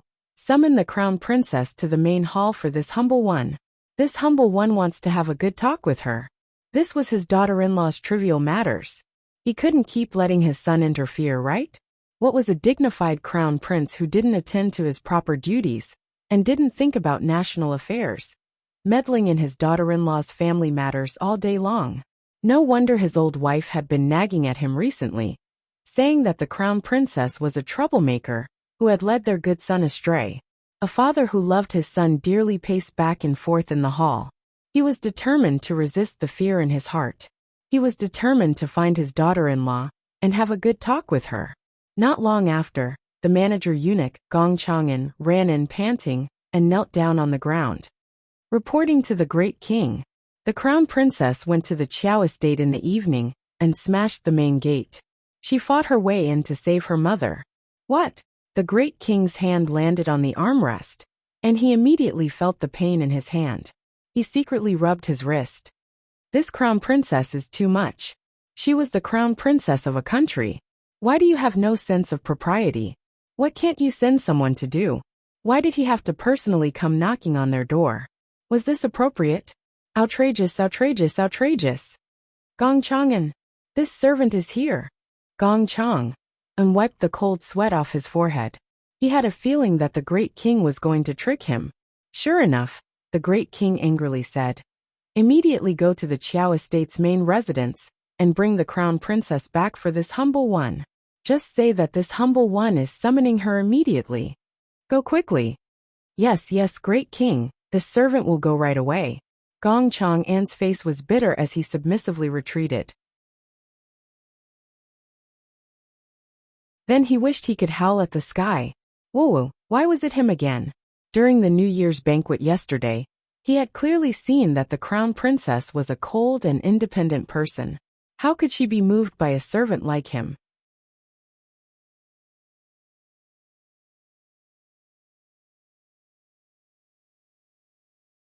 Chapter 886. He felt that he was asking for a beating by going to the Qiao estate's main residence to find the crown princess. Wah! Gong Chang'an's face was mournful as he continuously tried to wipe the tears from the corners of his eyes and left. At the same time, Arbor lifted the pale-faced Qiao, an eye like a little chick, and kicked over several Qiao family disciples along the way. He walked directly to Qiao Chong and impatiently said, go inform Qiao Dongbua and tell him to fucking come out and see me. Otherwise, I'll immediately snap her neck. The Qiao family can't afford to lose a genius mystic cultivator. Qiao Chang's expression changed slightly, and he nodded and said, I've already informed family head. At this time, a person hastily rushed over from the small path and casually saluted Arbor before haughtily raising his head. Miss, family head invites you to the main hall. Ah, Qiao and I only felt that her neck was about to be snapped. Terror and fear flashed through her eyes, and she couldn't help but scream. She was really too scared. She felt that if she didn't do as the fiend in front of her said, her neck might be broken in the next moment. Shameless, you still dare to put on airs in front of this lady? Tell him to come out and see me immediately. If he's a second late, I'll kill her. Arbor flew up and kicked the messenger boy's chest. That person rolled backward with a trace of blood at the corner of his mouth and a horrified expression. How could he still dare to put on airs? He hastily pissed his pants in terror and returned to report. At this time, Lightning and company had already gathered at the entrance. Following Qiao Ni's shout, they rushed in and stood behind Arbor with baleful expressions. Arbor's eyes were filled with killing intent as he looked at the group of Qiao family disciples who were continuously retreating. I'll count to 3. If Qiao Dongbua still doesn't show himself, I'll have her go to the Yellow Springs first and pave the way for you brats. Ah, don't. Qiao and I shook her head in horror. She was truly scared, so scared that her body couldn't stop trembling. In the past 17 years, she had never felt so insignificant. It was as if that fiend woman could kill her with a single finger. 1. 2. Have mercy. Xiao Dongbua suddenly rushed over from afar, with the two brothers Qiao Zhongda and Qiao Zhonghao by his side. Behind them were Mu Boming, Qin Guilu, and the patriarchs of the Dou and Hong families. After that, Omega Kotoka slowly walked over. His deep gaze landed on Arbor. The two young masters of the Dou family, Mu Boming's son, and the others also quickly followed behind their father. Their gazes all landed on Arbor with some astonishment. Arbor's lips curved slightly as he mocked. Xiao Dongbua, you coward, so you've actually invited a lot of helpers. Xiao Dongbua's face instantly turned red. Xiao Zhongda said angrily, watch your tone. This is your granduncle. Arbor's scattering meteors flew out, directly hitting Xiao Zhongda's chest. The latter was immediately shocked. And at the same time he leaned back, the profound energy around his body had already protected his vitals.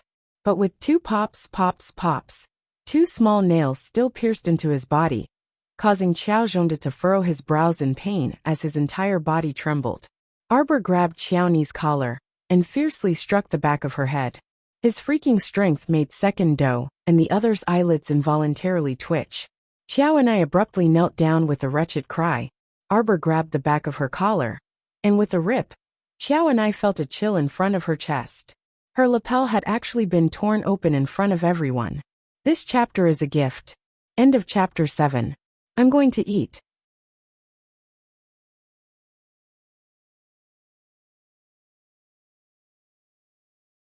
Chapter 887.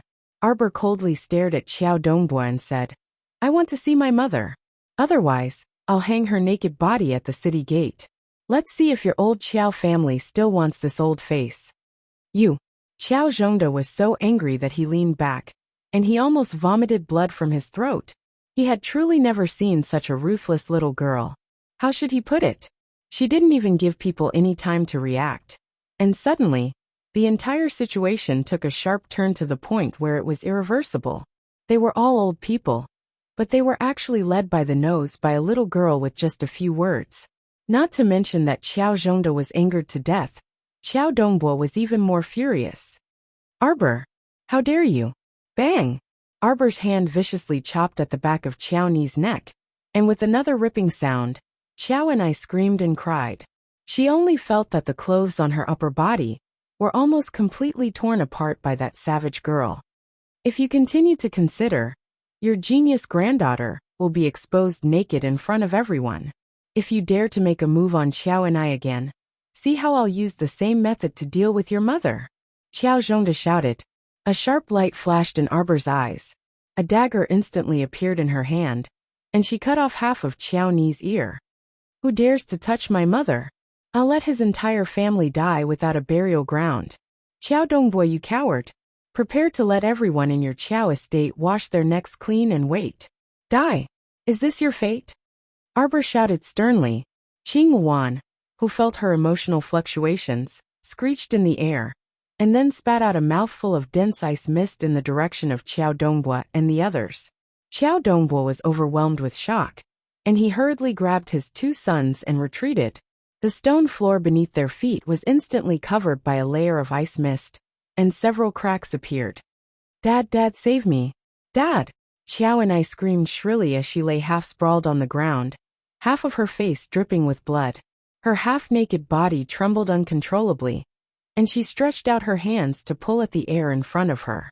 She screamed shrilly, Grandpa, save me, Grandpa. She's crazy. Save me, save. Xiaomu picked up Xiaoni's head and grabbed her hair, that was as disheveled as withered grass. She then dragged Xiao and I a few steps forward. Arbor pointed the bloody dagger at Xiao Dongbua and the others. Drawing a semicircle, he roared with a cold expression. I want to see my mother. Now. Everyone looked at her in shock. Perhaps they had never seen a young lady who could be so ruthless. Half of her face was splattered with Xiaoni's blood, but her pair of clear, cold moon-like eyes emitted a terrifying light. Crown Princess, calm down. I can assure you that family head Xiao didn't make things difficult for your mother. Mu Boming hurriedly stretched out a hand and said, "Let go of Miss Chow first, she." "Shut up. I didn't catch your mother. What kind of cynical remarks are you spouting?" Xiao Mu's bloody dagger was about to stab Qiao Ni's head again. Xiao Zhongde was so scared that his face was drained of all color. He jumped up in fear and trepidation. "Bring him. Hurry and bring him out," Xiao Dongbua said angrily with a purple face. "Why, you little bastard? Why you actually dared to be so heavy-handed to your clan sister? I am going to expunge your name from the clan." Arbor shot him a cold glance.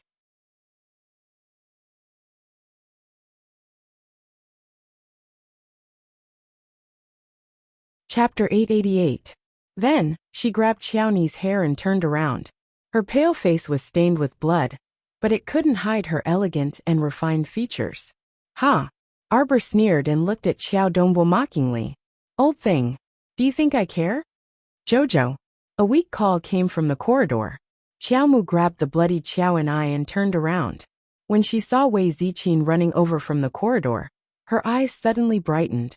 Lightning quickly led people to help Wei Ziqin, and looked at the people around Wei Ziqin warily. "Jojo, it's Jojo. It really is Jojo." Arbor's gaze moved to Wei Ziqin's side. Looking at the familiar face, she couldn't help but be stunned. "Sixth aunt? Sixth uncle?" "Yes." Sixth Aunt Qiao and Sixth Uncle Qiao nodded and looked at her with a smile. Then, they looked uneasily at Qiao in her hands. Xiao Mu's gaze then shifted to a tall and frivolous woman beside the two people. "Your sister Xiaoya?" Arbor looked at Xiaoya and asked hesitantly. Xiaoya nodded at her, and forced a smile on her cold face. "Jojo, long time no see." Wei Ziqin was brought to Arbor by Lightning and the others. Only then did Xiao Mu release her grip on Xiao and carelessly wipe her bloody hands on her skirt. She then tugged on her mother's sleeve. "Mom, are you okay?" "Silly child, what could happen to mother?" Wei Ziqin looked at her daughter, and couldn't help but feel sorry for her. "Then let's go." Arbor nodded. Father. Xiao crawled a few steps forward and crawled to Qiao Zhongde's side in a sorry state. "Kill her, kill this lunatic." Father. Arbor abruptly turned his head, and a ferocious glint flashed across his eyes. He stepped forward and stepped on Xiao. "Hey Jojo. Xiao Lu's aunt hurriedly cried out, and carefully soothed her emotions. "You should let Miss Qiao go. After all, we are all family members." Arbor sent Joni flying with a kick, and she landed in front of her father with a bang. Xiao Dongbua was so angry that his entire body trembled. "Arbor, from today onwards, your name is removed from the clan. You are no longer a member of the Qiao family." Qin Guilu knitted his brows. Wei Ziqin's body trembled. She turned around abruptly and roared. "Xiao Dongbua, what right do you have? How dare you?" They actually wanted to remove her daughter from the clan? How could a girl whose name was removed from the list still have a good reputation? Was he trying to force her young lady to die? "Look at what your girl has done. Bitch." Xiao Zhongde roared angrily as he bent down to support his trembling daughter, Qiao. "Look at what she's done to Qiao. Bitch. Removed from the list. She should be removed from the list. Family head Qiao, you better think carefully before you act." Omega Kotoka glanced coldly at Xiao Dongbua, and the iciness in her eyes made Xiao Dongbua shudder involuntarily. Xiao Dongbua didn't sincerely want to remove Arbor from the list. He was eager to bring such a talented little evildoer back to the Qiao family. But now, he was quite enraged by Arbor's resolute attitude. Since he couldn't obtain such a talent, he would destroy this little girl at all costs.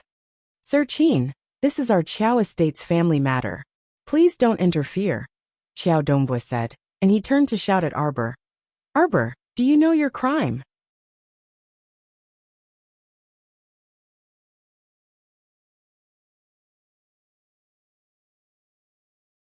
Chapter 889. You know your old mother's crime, idiot. Arbor said indifferently. "Your Qiao family has already started to rot from the bones. You can take a look at the things you've raised, and see for yourself what kind of good-for-nothing things you've raised. I wouldn't want such a rotten and disgusting family, even if you gave it to me." Arbor reached out to support his mother, and coldly glanced back at them. "Why are you vermin the Qiao family's main family? Are you qualified? Look at your ugly faces. Each one of you thinks your faces are bigger than the sun. What a joke. My Arbor father and mother, from today onwards, will open their own family ancestral hall and write their own genealogy. They will break away from your rotten family.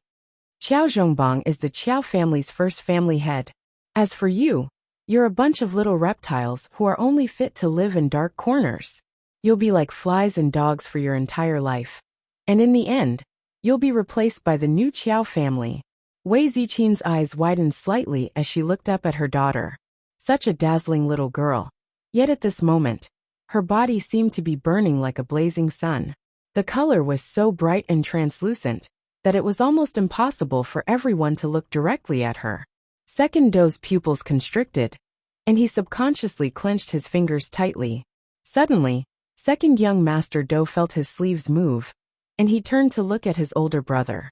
Seeing his older brother's slightly inquiring gaze, a sense of powerlessness surfaced in Second Do's heart in a split second. He was a smart person, so he could clearly feel eldest Miss Qiao's hostility toward the Do family. It was a terrifying thing to have such an enemy who was rapidly growing. Perhaps he should go back and sort out his thoughts. Then, he would find an opportunity to ask Miss Qiao how the Do family had offended her. Child. Wei Ziqin's eyes were dyed with a layer of moisture, and she reached out to gently pull her daughter into her embrace. Let's go home. Slut. Qiao Zhongde pointed at the backs of Wei Ziqin and her daughter as he angrily reprimanded. Don't come back after leaving the Qiao family. You think being expelled from the family is a glorious thing? Soon, you'll experience how many people will ridicule you for being expelled from the family. Boom! The door of the Qiao estate, which was already in tatters, was completely smashed into pieces by the violent impact. 3,000 heavily armored dragon saliva guards quickly surrounded the entire Qiao residence, under Yu Xiu's lead. The swarm of soldiers ran into the Qiao residence in unison, splitting into several groups, and rushing into the front hall and back rooms in a well-trained manner, quickly taking control of the various forces. If anyone resists, they will be punished for the crime of disrespect and executed on the spot. A cold voice came from outside the house, filled with a murderous aura. Emolien's tall figure walked out of the broken door. He saw Jojo at first glance and hurried to Arbor's side. Emolien. It was only at this moment that Xiao Mu's taut nerves relaxed slightly. She also quickly ran over and was pulled into the man's embrace. Jojo, are you okay? Emolien saw that she was covered in blood, and his heart couldn't help but beat faster. He anxiously grabbed her small hand and looked her up and down. I'm fine. It's all that idiot Xiao Ni's blood. It was only now that Xiao Mu looked up at him, feeling aggrieved. Emolien, they captured my mother, yet I'm not allowed to retaliate?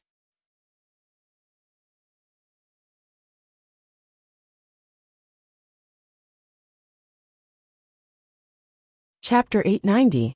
They said that I was cruel to Qiao and removed my name from the Qiao family's genealogy. I don't care. Arbor stubbornly says with red eyes. I'll have my father build his own ancestral hall. In the future, I'll be the rightful eldest miss of the Qiao family. What do you say, Lian? Arbor buries himself in her chest, making a muffled sound. Good. A trace of ruthlessness flits through Emolien's eyes. She looks up at Qiao Dongbua and the others and roars. Where are the crown prince's personal attendants? Qiao Mu leaned against his side and reached out to hug his waist, nuzzling her small head into his embrace. She could clearly feel the man's breathing quickening.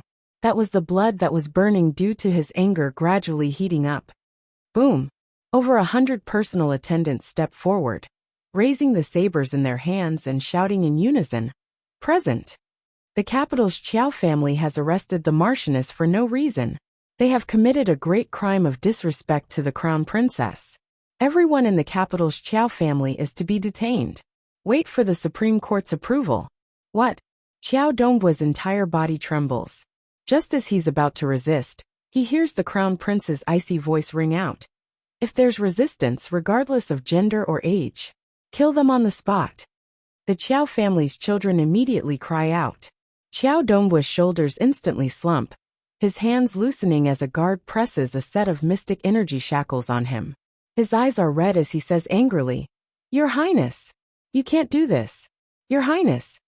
If you don't want the Qiao family's close to 300 people to all die, then shut up for us. Mo Lian coldly sweeps a glance at Qiao Dongbua, leaving behind a sentence that makes everyone in the Qiao family tremble in fear. You're already no longer us wife's clansmen. There's no need for us to be polite to you. Qiao Zhongda immediately goes limp on the ground. His previous clamoring and cursing all seemed so petty and laughable. A tiny Qiao family wanting to oppose the powerful imperial court is undoubtedly like striking a rock with an egg. They'll die without an intact corpse.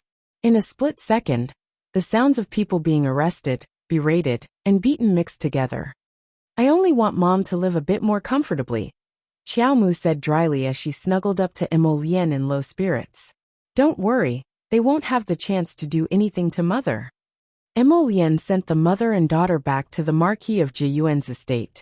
Wei Ziqin and her daughter were whispering in the car. When I first saw Qiao Laolu and sister-in-law, I was also shocked.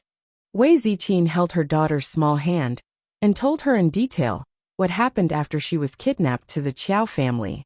Qiao Dongbua didn't make things difficult for me. I even asked the doctor to treat my wounds. Wei Ziqin shook her head and said, he probably didn't even think that you would have such a huge reaction and almost overturn the entire Qiao estate.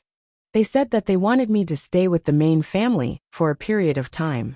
So they specifically asked sixth sister-in-law to accompany me. When I saw Laolu and sister-in-law's family, I was genuinely happy. Sigh. But I didn't expect that the two of them were helping Qiao Dongbua persuade me to stay. They even wanted me to persuade you to return to the main family. Wei Ziqin shook her head, not knowing what to say. After all, so many years had passed, and people's hearts were fickle. It wasn't strange that Laolu and sixth sister-in-law had changed because of the ways of the world. Previously, she had asked the husband and wife how they had survived all these years, and how they had come to the main family. The two of them were silent, and didn't intend to tell her at all. Wei Ziqin saw that the two of them had grown distant with her, and didn't treat her as one of their own, so she didn't ask anymore.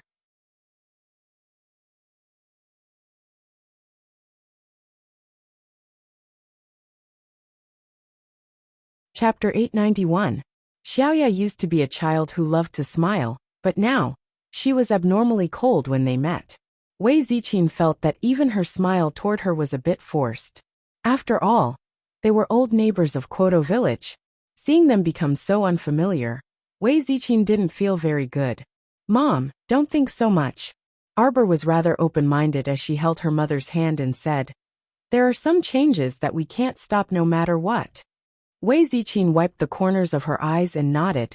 She was just a bit regretful. Mother and daughter returned to the Marquis of Jiyuan's estate under Prince Mo's escort. Just as they got off the carriage, they were stopped by a series of loud shouts. Wei Ziqin and Arbor paused and turned to look. They saw the great king's steward eunuch, Gong Chang'an, striding over to them on his short, chubby legs. This old servant greets the crown prince and crown princess. Marchioness. Gong Chang wiped his sweat and panted heavily. Only the heavens knew that he had rushed to the Qiao estate's main residence to deliver the great king's verbal edict to the crown princess, only to end up empty-handed. Afterwards, he could only bitterly rush back to the Marquis of Jiyuan's estate, and only then did he manage to intercept the crown princess. Mo Lian glanced at him coldly. What are you doing here? Gong Chang'an was a shrewd old man. The moment he heard the crown prince's clearly displeased tone, he knew that things were going to be bad. However, he was burdened with the damned mission that the great king had given him, so he had no choice but to brace himself and face the crown prince. He said obsequiously, Your Highness, this old servant is here on the great king's orders. He urgently summons the crown princess to the palace for an audience. Urgently summons? How urgent did it have to be to make Gong Chang and this old fellow sweat profusely? Prince Mo coolly swept the old eunuch a glance. What's the matter? What's the hurry? Tomorrow, Jojo needs to go back and rest. Gong Chang immediately knelt on the ground with a plop. Your Highness, the great king is urgently summoning the crown princess. This matter cannot be delayed. If this old servant fails to bring the crown princess back to the palace, woo. This old man actually cried as he wiped his face with tears streaming down his face. Crown Prince Emo pursed his lips tightly, his expression displeased. Arbor didn't care. He tugged at Emolien's sleeve and said, "Forget it, don't make things difficult for him. It won't take long for me to follow him into the palace." While they were talking, Father Chiao, who had gone to the capital office to report the case, happened to return. Accompanying him was the capital governor. The two hurriedly dismounted and went forward to greet the crown prince. When Lord Pang saw that Wei Ziqin was safe and sound, he immediately heaved a sigh of relief and repeatedly congratulated her. "Lord Pang, the suspects have all been taken into custody by the Supreme Court. I'll need you to follow up on this matter." Emolian instructed indifferently. "Of course. Don't worry, Your Highness." Arbor comforted his mother with a few words and had his parents return home first. He followed the crown prince into the palace. On the way, Emolian's brows were tightly knitted. Seeing this, the little fellow couldn't help but frown as well. She reached out to stroke his brows. Emolian snapped out of his daze and saw her adorable action. He couldn't help but chuckle and hold her little hand. "You really don't want me to go with you?"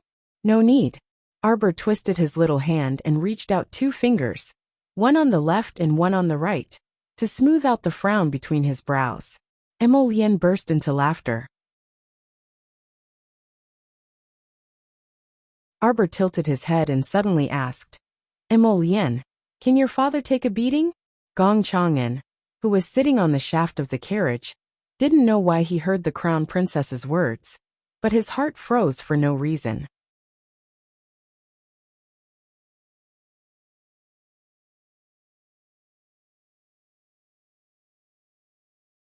Chapter 892. The Crown Princess has arrived. The great King Emole, who was pacing back and forth in front of the main hall, suddenly perked up. He straightened his posture and turned around with a cold expression. "Arbor greets the great king." Arbor walked into the spacious main hall without consulting anyone and performed a standard salute in the great king's direction. Emole's lips curled into a smile as he stared sharply at the girl in front of him. He suddenly asked, "Crown Princess, do you know why we summoned you here so urgently?" Arbor looked up and returned the great king's gaze with neither servility nor arrogance. She just stood there quietly and didn't say anything, only waiting for the great king to continue speaking. Emole simply had nowhere to vent his anger. As expected, his old wife's nagging wasn't wrong. Facing this expressionless stoic face, he didn't know why his mood started to sour. "Do you know that back then, it was the crown prince who begged us and knelt for 3 days and 3 nights without getting up? Only then did us obtain the position of crown princess for you. Otherwise, with your status, there's no way you can become the crown princess." Arbor directly swept a glance at the great king.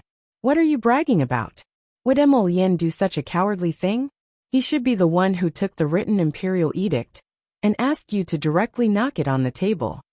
The great king was so angry that he was jumping up and down. Nonsense. He was already about to explode from anger on the inside. This son of his was indeed a swindler. He actually said everything to his wife. He made his father lose face in front of his daughter-in-law. Isn't that so? Darling Xiao was angry and said whatever was on her mind. That night, he told me himself that I'm already an adult. We have to settle the marriage before the coming-of-age ceremony. Marriage isn't scary. It's just a formality. In the future, we'll be husband and wife. The great king's eyes bulged. Was this how his son tricked a little girl? What formality? Marriage is just a formality, haha. Then that night, he entered the palace to ask you for the imperial edict. The more darling Xiao spoke, the angrier she became. She glared at the great king and said, "You big liar." He even said that he would kneel for 3 days and 3 nights. He hadn't even been in the palace for 2 hours when the imperial edict came down. "Don't you remember what you've done?" The old great king really couldn't remember, but it was really embarrassing to be exposed by her daughter-in-law like this. Furthermore, what liar? He was the great king. Preposterous. "I summoned you here today to tell you." The old great king flung his sleeves angrily and said, "It's not easy for you to get the status of crown princess. You should cherish it. Look at all the trouble you've caused recently. Even the crown prince's reputation has been tarnished by you. Gong Chang'an followed behind the great king and carefully reached out to tug at the great king's sleeve, indicating for the great king to look at the crown princess's darkened expression. Although our Seekong planet's folkways are more ferocious, but as the crown princess, you must uphold your morals and scrupulously abide by a woman's duty. You mustn't easily get into a fight with others over trivial matters. Now you even went so far as to destroy your own family. You have to trouble the crown prince to step forward and resolve your troubles every time. Crown princess, I'm warning you seriously. If there's a next time and you damage the crown prince's reputation, I'll definitely. Smack. Suddenly, a blue immobilization talisman was abruptly stuck to the great king's forehead, instantly causing a certain someone's gesticulating hand to freeze in midair. The great king's face was petrified.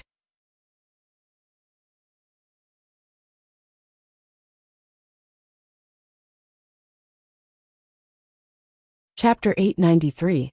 Your Highness, Your Highness, Your Highness the Crown Prince, it's bad. The junior eunuch sent by Gong Chang and ran into the Eastern Palace in a panic and looked around the empty palace. The junior royal maid from the Eastern Palace followed in and said with a fierce expression, I already said that His Highness isn't in the bedchamber. How dare you barge in here? Where did His Highness go?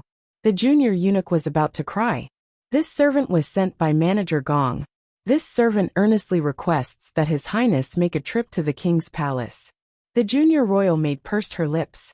How can we as servants care where the master goes? You can just report the truth to Manager Gong. The junior eunuch said with a sullen expression. This servant has an extremely urgent matter to report to His Highness. The great king is still waiting for His Highness to return and rescue him. What happened to the great king? Huifeng couldn't pretend that he didn't hear anything anymore, so he appeared next to the junior eunuch and asked with an indifferent expression. Wah! The junior eunuch wiped his tears and said, The great king has been immobilized in the main hall by Her Highness the Crown Princess with an immobilization talisman. Even now he still can't move.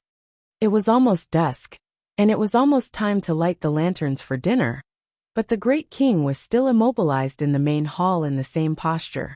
Only now did the great king himself start to panic.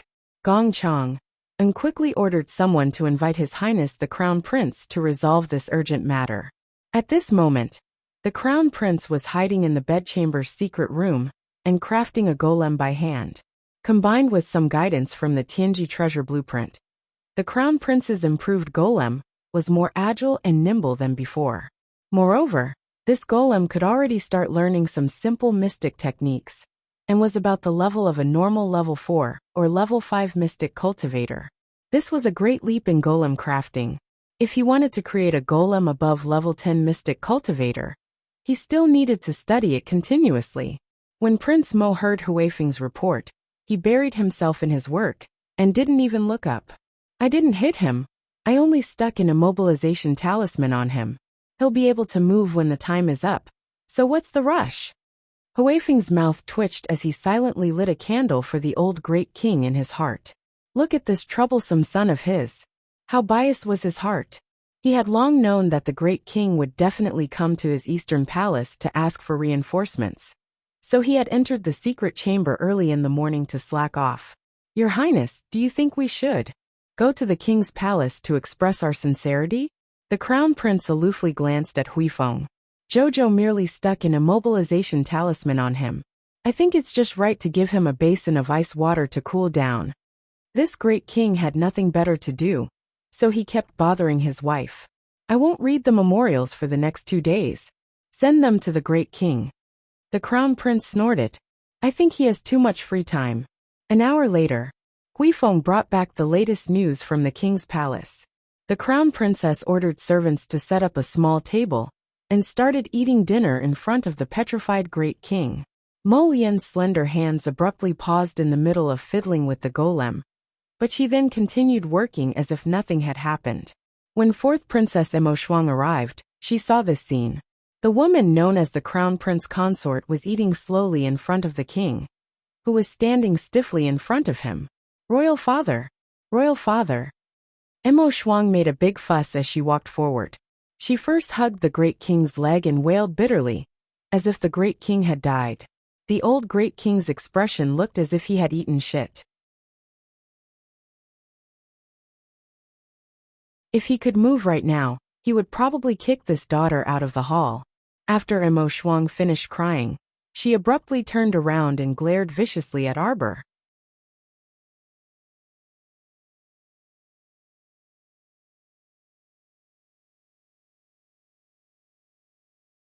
Chapter 894.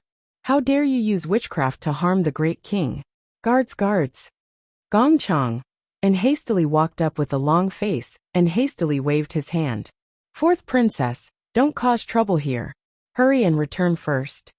Fourth princess Emo Shuang was enraged. Gong Chang'an, how dare you chase this princess out? Gong Chang'an really wanted to cry. He was clearly protecting his master loyally, and doing all of this for the princess's sake. How could the princess be a match for the crown princess with such a dumb brain? You still dare to make a fuss here? The crown princess will teach you a lesson in a bit. Fourth princess Emo Shuang walked to Arbor's table with a dark expression. She stretched out her leg and looked like she was about to kick over her small table. But Arbor pressed down with one hand and firmly gripped the table. You! Emo Shuang was enraged, but she couldn't resist Arbor's heavy pressure. She loosened her grip and staggered back a few steps, her eyes bulging as she cursed. As expected of a bold woman, she dares to be so impudent in the great king's palace. Gong Chang'an. Gong Chang, and walked to the fourth princess with a bitter expression. Princess, you had better return first. No, I have something important to report to royal father. Emo Shuang grabbed Gong Chang'an's collar and angrily said, hurry and have this woman dispel the witchcraft for the great king. Gong Chang'an's expression became even more bitter. Your Highness, are you joking? Her Highness the Crown Princess even dares to discipline the great king, let alone a lowly servant like me. What use would I be if I went up? Wouldn't I be sending a lamb to the tiger's den? Emo Shuang turned her head and glared at Arbor, but she couldn't do anything about it. Seeing this crown princess leisurely eating without even looking up, Emo Shuang felt a bit stifled. She was clearly the princess of the golden branch and jade leaves, all right. Why could this crown princess be so much more unscrupulous than her a princess? Another incense stick of time passed. The corner of Huifeng's mouth twitched as he ran back and reported the latest battle situation to His Highness the Crown Prince. The great king can finally move. He just called the secret guards to arrest the crown princess and interrogate her. Unexpectedly, the crown princess flicked her sleeve and took out handfuls of blue body immobilization talismans. She whispered to the great king, Great king, here are 100 body securing talismans. One talisman will secure you for 2 hours. How many days do you think you will have to eat dirt in this hall if I use them on you? Emo Yen was stunned for a moment before laughing out loud. This was indeed something that his Jojo would do. What happened next? The great king sent the steward eunuch, Gong Chang'an, to respectfully escort the crown princess out of the palace.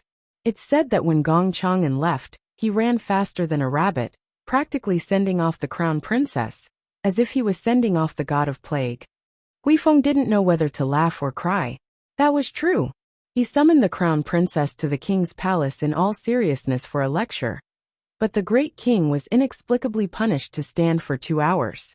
In any case, the great king must be feeling very tired right now, right? Emo Lien walked out of the secret room with a hearty laugh and was full of praises. I'm relieved that Jojo didn't suffer any losses. Here, I'll go see royal father right now. Crown Prince, can you be any more deceitful? Huifeng looked up at the sky speechlessly. Your Highness, I think it's best if you don't go over right now. The great king is currently in a terrible rage and reprimanding the fourth princess. Why did she enter the palace? Prince Mo's brows involuntarily creased at the mention of fourth sister Emo Shuang.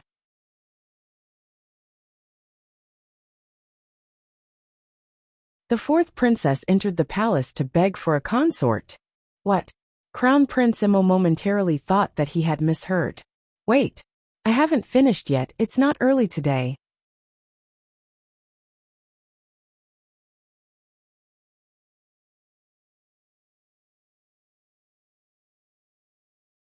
Chapter 895. The fourth princess came to the palace to beg for a prince consort. Guifeng rolled his eyes and repeated his words. Beg for what prince consort? Emolian frowned and paused in her steps. This Emo Shuang married the Marquis of Suan's estate's old third 7 years ago. But she was unwilling to be left alone after the marriage. She brought a gigolo home every few days, and quarreled with the prince consort all day long, which ultimately led to a peaceful divorce. In the end, she refused to let the prince consort off, and forced him to his death. Her conduct was simply shameless. Emolian disdained to speak with her, so she didn't pay much attention to this woman's affairs. Guifeng grinned, as if he had heard an interesting piece of news. He cheerfully said to Emolian, the fourth princess begged the great king to bestow the Qin estate's eldest young master to her as her prince consort. The great king rained down a torrent of abuse on the fourth princess. Ha ha ha. Who? Emolian truly thought that she was hearing things. Who was his crippled idiot fourth sister? Who didn't have a trace of mystic energy, and couldn't lift a single thing? Thinking about. Cough. This subordinate also knows that it's rather inconceivable. But the princess claimed that she was immediately stunned by eldest young Master Qin, after seeing him at the New Year's banquet 2 days ago. After missing him for 2 days, she couldn't bear the loneliness, and ran into the palace to beg the great king to bestow a marriage upon her. Ha ha ha ha ha. Emolian actually laughed maniacally. When Guifeng saw that such a trivial matter had actually amused his master, he was immediately amused as well. He simply leaned forward and vividly described what he had seen and heard in the king's palace. Your Highness, you don't know. The fourth princess hugged the great king's leg and was dragged by the great king to wipe the floor, but she refused to let go. She cried and yelled that she had to have the great king bestow a marriage upon her, and bestow the Qin estate's eldest young master to her as her prince consort. She even said, cough, if this daughter can't marry Mr. Qin and receive his nourishment, this daughter will definitely wither and wither like winter vegetation. This daughter will die. Guifeng stifled the anger in his throat as he shouted this. Emolian was startled for a moment before she started laughing maniacally. In the dead of the night, the moon hung above the trees. In Crane Garden, when Second Qin heard the messenger's report, he curled his lips into a rare mischievous smile. That's great. That's good. Then perhaps I'll have a princess sister-in-law in the future. Who told him to flirt with flirtatiousness? Look, who did he flirt? What was my eldest brother's reaction? The man was about 27 or 28 years old, and had an honest look on his face. He respectfully lowered his head and said, eldest young master didn't have much of a reaction when he heard the news. He was just stunned for a moment before he smiled, and said that there was no need to worry about it. On the other hand, Miss Pinger from eldest young master's court was very angry. She cursed at fourth princess behind closed doors, and even smashed quite a few things. Omega Kotoku pursed her lips and nodded absent-mindedly. Wang Chung, have you done what I asked you to do? Reporting to master, Wang Chung has done it. Omega Kotoku nodded slowly. She gripped her cup and icily said, if it's mine, then it definitely can't escape. Wang Chung stole a glance at his master. He felt like his master's dark and serene eyes seemed to flicker with the water of a frigid pond, as sharp and piercing as an icy precipice. Wang Chung didn't dare to look any longer, and quickly lowered his head. Omega Kotoku waved her hand at him, and Wang Chung silently disappeared.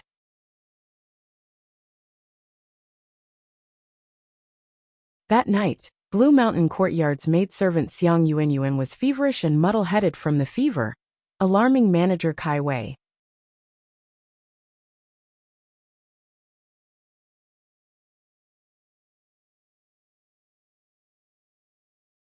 Chapter 896.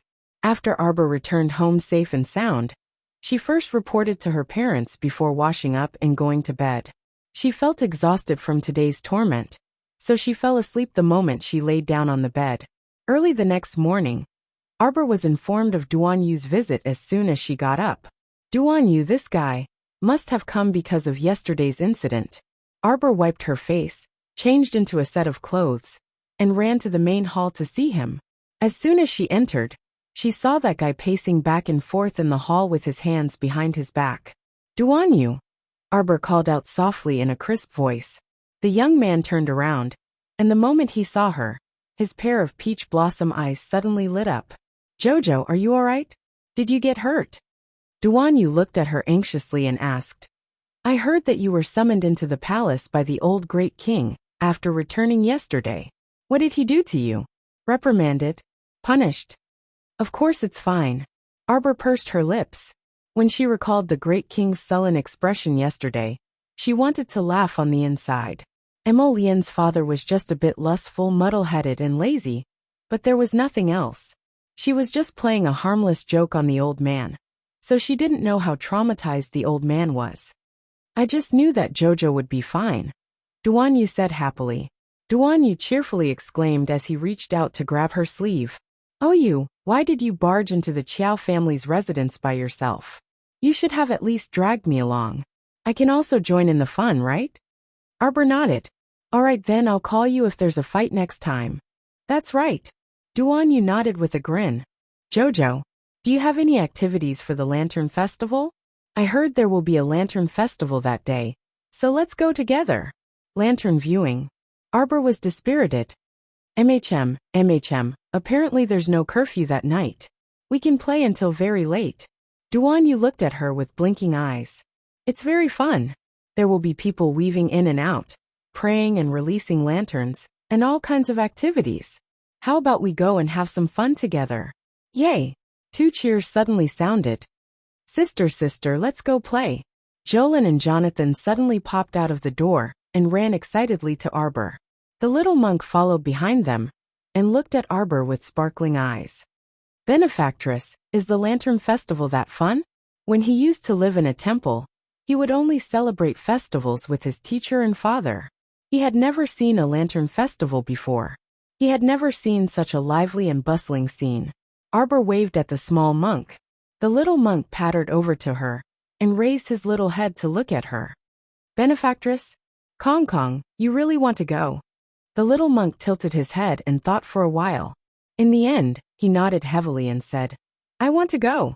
Master had said that monks should not lie. Yes, he was an honest man. Arbor patted Kong's head. "All right, let's go together." "All right." Duanyu's mouth twitched. He didn't expect to have to drag along 3 little radishes. "Jojo, 10 days after the Lantern Festival, the 8 great patrician families will hold a competition between disciples below the age of 20 and above the age of 13. Can you come and watch the competition then?" Arbor turned to look at Duanyu. "I will participate in the competition." The Chiao family that represented the new generation. Duanyu immediately jumped up in excitement. "Really? Then you must properly beat up those little monkeys from the Duan family for me. Ha ha ha ha.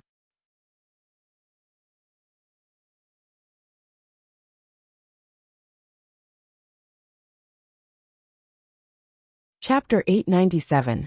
The two were chatting animatedly when Chunying hurried over with 2 maidservants. She curtsied when she saw Arbor and Duanyu. "Miss Young Master Duan, is something the matter?" If it wasn't, Chunying wouldn't purposely interrupt her conversation with Duanyu. "Yes. Apologies, miss. There's someone outside who claims to be the Marquis of Suan's estate's 5th young master, Hu Yukong. He's been clamoring for miss to compensate for the medicinal soup, and insists on staying in our estate, saying he wants miss to personally tend to his injuries. Our people chased him away twice, but he refused to leave. At this time, he's already attracted a lot of onlookers. This servant didn't handle it properly, and had no choice but to come and inform miss," Chunying said apologetically. Duanyu clenched his fists when he heard this. "Hu Yukong, is it? This young master will go and meet him. I'll pay him for the medicine and serve him the medicine." Arbor couldn't help but find it funny and tugged at his belt. "It's nothing. It's just a person with a bad brain that I met yesterday. I'll go out and take a look." "I'll go too." Duanyu was afraid that Arbor would be taken advantage of, so he quickly followed. Xiao Lin and Xiao Sun exchanged glances before quickly running out with the little monk. Who was it? Did they eat a bear's heart or a leopard's gall to come find trouble with their eldest sister? Didn't they know that their eldest sister was someone who could even backstab the great king? From sister's words, it seems like it's someone we met at Spring Dawn Garden yesterday? Xiaolin blinked. Wow. It can't be that fool whose head was smashed by sister with a flower pot, right? Xiaosun suddenly exclaimed. When Duanyu heard this, he knew that there must be some marvelous story behind it. He quickly took out melon seeds, peanuts, and candies from his inner world, and peddled them to the two brats to inquire about yesterday's events. After the Xiaolin siblings each grabbed a handful of melon seeds and peanuts, they couldn't close their small mouths, and poured out yesterday's events to Duanyu. Arbor didn't care about what those people were muttering behind her. She directly walked to the door. And as soon as she walked out of the Marquis of Jiyuan's estate, she saw that oddball old fifth of the Marquis of Su An's estate rolling on the ground as he stubbornly held onto the heels of her father, Xiao Zhongbang. Xiao Zhongbang had an awkward expression on his face. He didn't know whether he should kick him flying with his heel, or continue dragging him forward. What are you doing? Arbor looked at Hu Yukong speechlessly. When the latter saw her, his eyes quickly lit up. Then he pointed at his own head and wailed. Look at my head. It was smashed by you yesterday. The doctor said that something might go wrong. I don't care. You have to be responsible for my treatment. Otherwise, I'll just lie in front of your Marquis of Jiyuan's estate. Arbor gazed deeply at him. That gaze caused Hu Yukong to involuntarily shrink back, feeling somewhat guilty for no reason. Oh, she smashed his head with a flower pot yesterday, and now he's shamelessly sticking to her door. Duanyu rolled up his sleeves and was about to step forward. I think that doctor was right. It's not that something might go wrong, but that something is wrong with you right now. What could go wrong with me? Hu Yukong was paralyzed on the ground as he swept a disdainful gaze at Duanyu. Something wrong with your head. Come. I'll treat you. Duanyu was about to step forward as he spoke. Hu Yukong rolled on the ground and hugged Xiao Zhongbang's heels as he wailed. Marquis, murder. Marquis, someone wants to kill someone. Xiao Zhongbang restrained himself and abruptly used a bit of force to pull out his feet.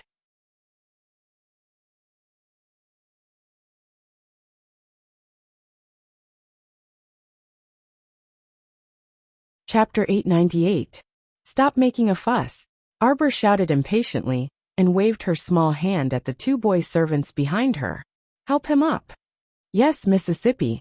The two servants quickly went up to support him. However, Hu Yukong refused to let go of Xiao Zhongbang's heel and even howled. What are you doing? Don't touch me. I said don't touch me. Damn it, a bunch of lowly servants. How dare you touch your lord Hu? Lord Marquis, save me Lord Marquis. Xiao Zhongbang was truly embarrassed to death. Sorry to trouble this young master Hu. Can you not embarrass yourself in front of the Marquis of Jiyuan's estate? If he was this young master Hu's father, he would probably want to tear him apart. How did the Hu family produce such an oddball son? Scram. Xiao Zhongbang sincerely forced this word out from between his teeth. How could he have known that he would be so unlucky? He was just about to head to the capital governor's office, but this oddball would pester him as soon as he stepped out of the gates. I don't care. You must compensate. Hu Yukong argued forcefully. You smashed my head. You must compensate me for my medical expenses and serve me wholeheartedly until I recover. Arbor suddenly smiled at him. This smile made Duanyu's hair stand on end. What was going on? Why did his Jojo keep giggling foolishly at strange men? There was something wrong with this situation. Jojo, you aren't really going to take in this mentally ill guy, right? Duanyu grabbed her small hand and earnestly dissuaded her. You mustn't. Look at how shameless he is. He clearly wants to cling to you. We don't even know what his motive is, so you mustn't bother with him. You'll lose if you nag at him. You're right. Arbor turned and nodded seriously at Duanyu. After Duanyu heaved a sigh of relief, he glanced over and saw the little girl leaping down the steps. She ran directly to Hu Yukong and yanked him down from her father's heels. Xiao Zhongbang let out a long sigh and hurriedly took a few steps back. He then looked at Hu Yukong suspiciously. This kid looks like a weakling, but just now, when he used all his strength to pull his heel, he actually couldn't pull it out. Miss Qiao, the cost of the medicine cannot be reduced by a single cent. Hu Yukong was pulled over by her, and he grumbled. What the hell are you talking about? Arbor slapped Hu Yokong's big head. Everyone's mouths twitched, and he rushed over. He grabbed Hu Yokong's face with his two small hands and ravaged it. Stop pretending. I know who you are. You must be Snake Beauty. Don't think that I won't be able to recognize you just because you've disguised yourself as the idiot of the Marquis of Suan's estate. Arbor kneaded and knocked on his face, directly treating his opponent's face like a glutinous rice ball. Hu Yokong's face became distorted in front of everyone. He grimaced in a strange manner and forced himself to say, "More rebellious. Stop pinching. I'll let you pretend." Arbor punched Hu Yokong's chin, grabbing his jet black hair. He punched the same spot 3 times in a row. Then he took a closer look and muttered curiously, "Why isn't it dented?"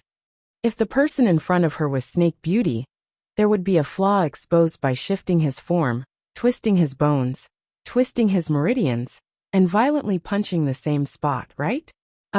Could it be that she was overthinking it? Duan Yu truly sympathized with this Marquis of Suan's estate's old fifth. He raised his hand to cover his face, simply at a loss for words.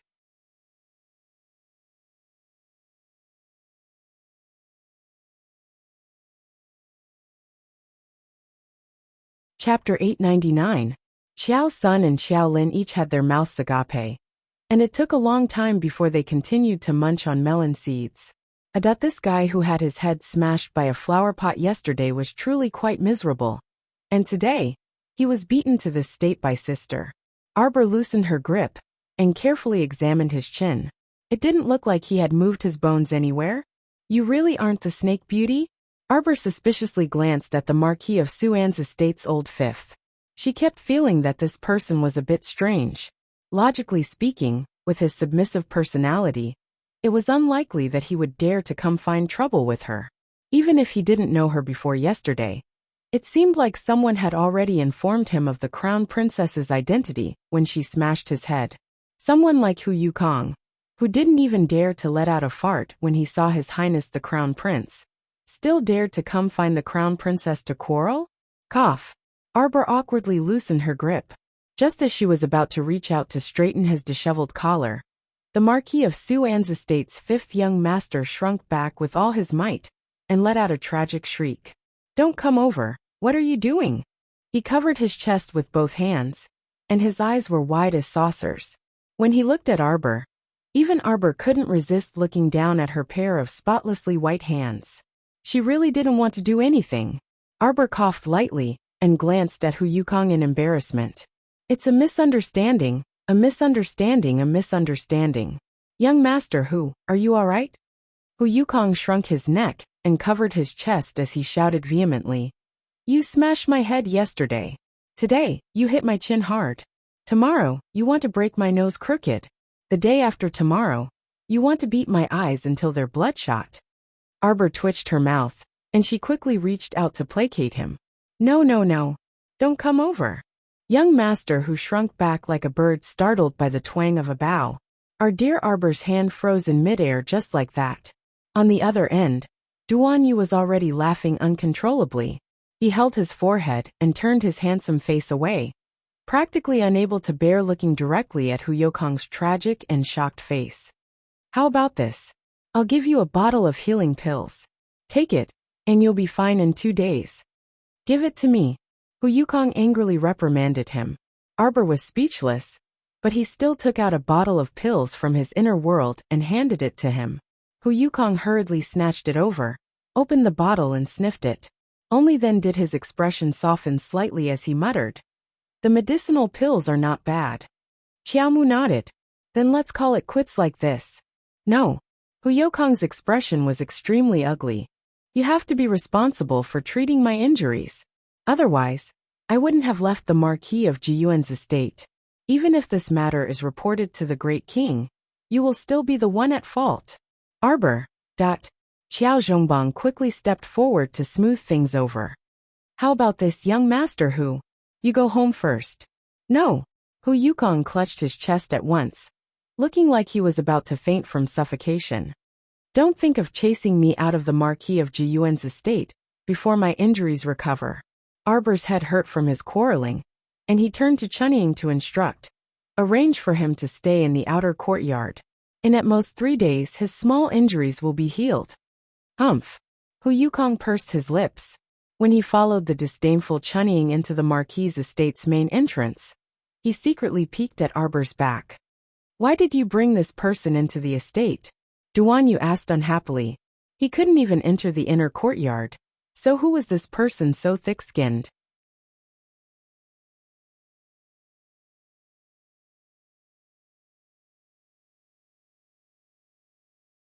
Chapter 900. Arbor looked around before secretly pulling Duan Yu to the side and whispering, I suspect that there's something strange about this person.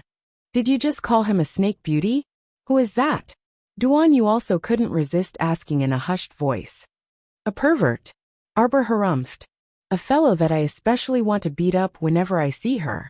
Duan Yu's mouth twitched before he said with certainty, that person must be especially ugly. Unlike him, who was likable because of his good looks.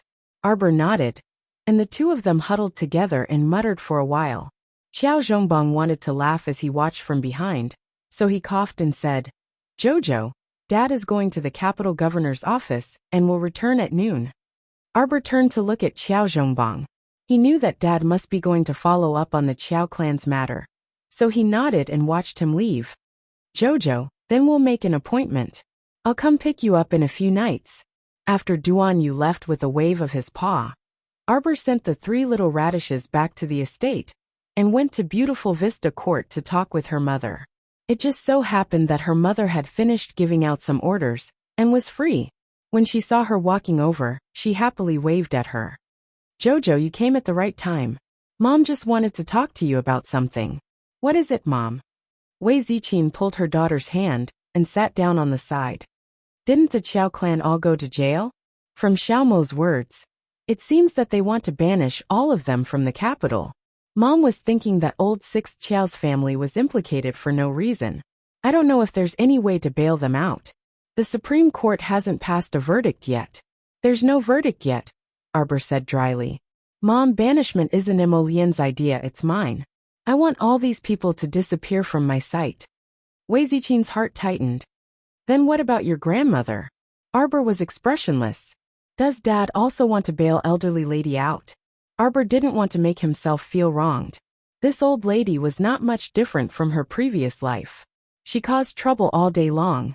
Now that she had become like this, she could only blame herself. Alas, Wei Ziqin sighed. Although your grandmother disappointed your father, she was still your father's mother. Forget it. You don't have to worry about this matter. Let your father handle it himself. Arbor nodded noncommittally. Is there any way to get Xiao Laolu and his family out? Wei Ziqin asked again. If they don't have a place to stay, we can. Mom. Arbor shook his mother's hand. Don't worry about it. Don't even think about going through the trouble of bringing her back. A few years ago, you brought an old lady home to serve you all day long. Aren't you tired?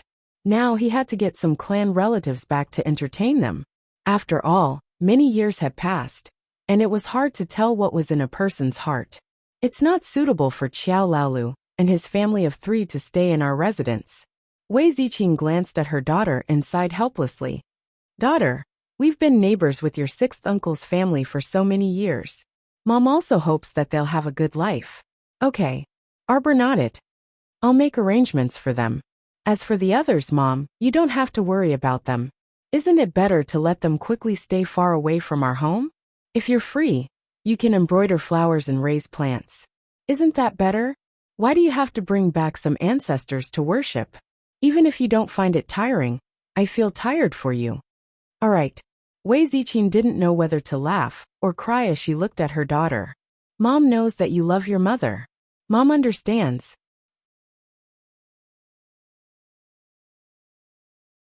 You're tuning in to the Li Mei's Wuxia Whispers YouTube channel. We're so grateful for your support, and don't forget to subscribe to join us on this incredible journey through captivating stories. Your generosity through donations truly makes a world of difference, as it's the primary source of revenue that allows me to expand and enhance this channel for you. Thank you from the bottom of my heart for being a part of this adventure.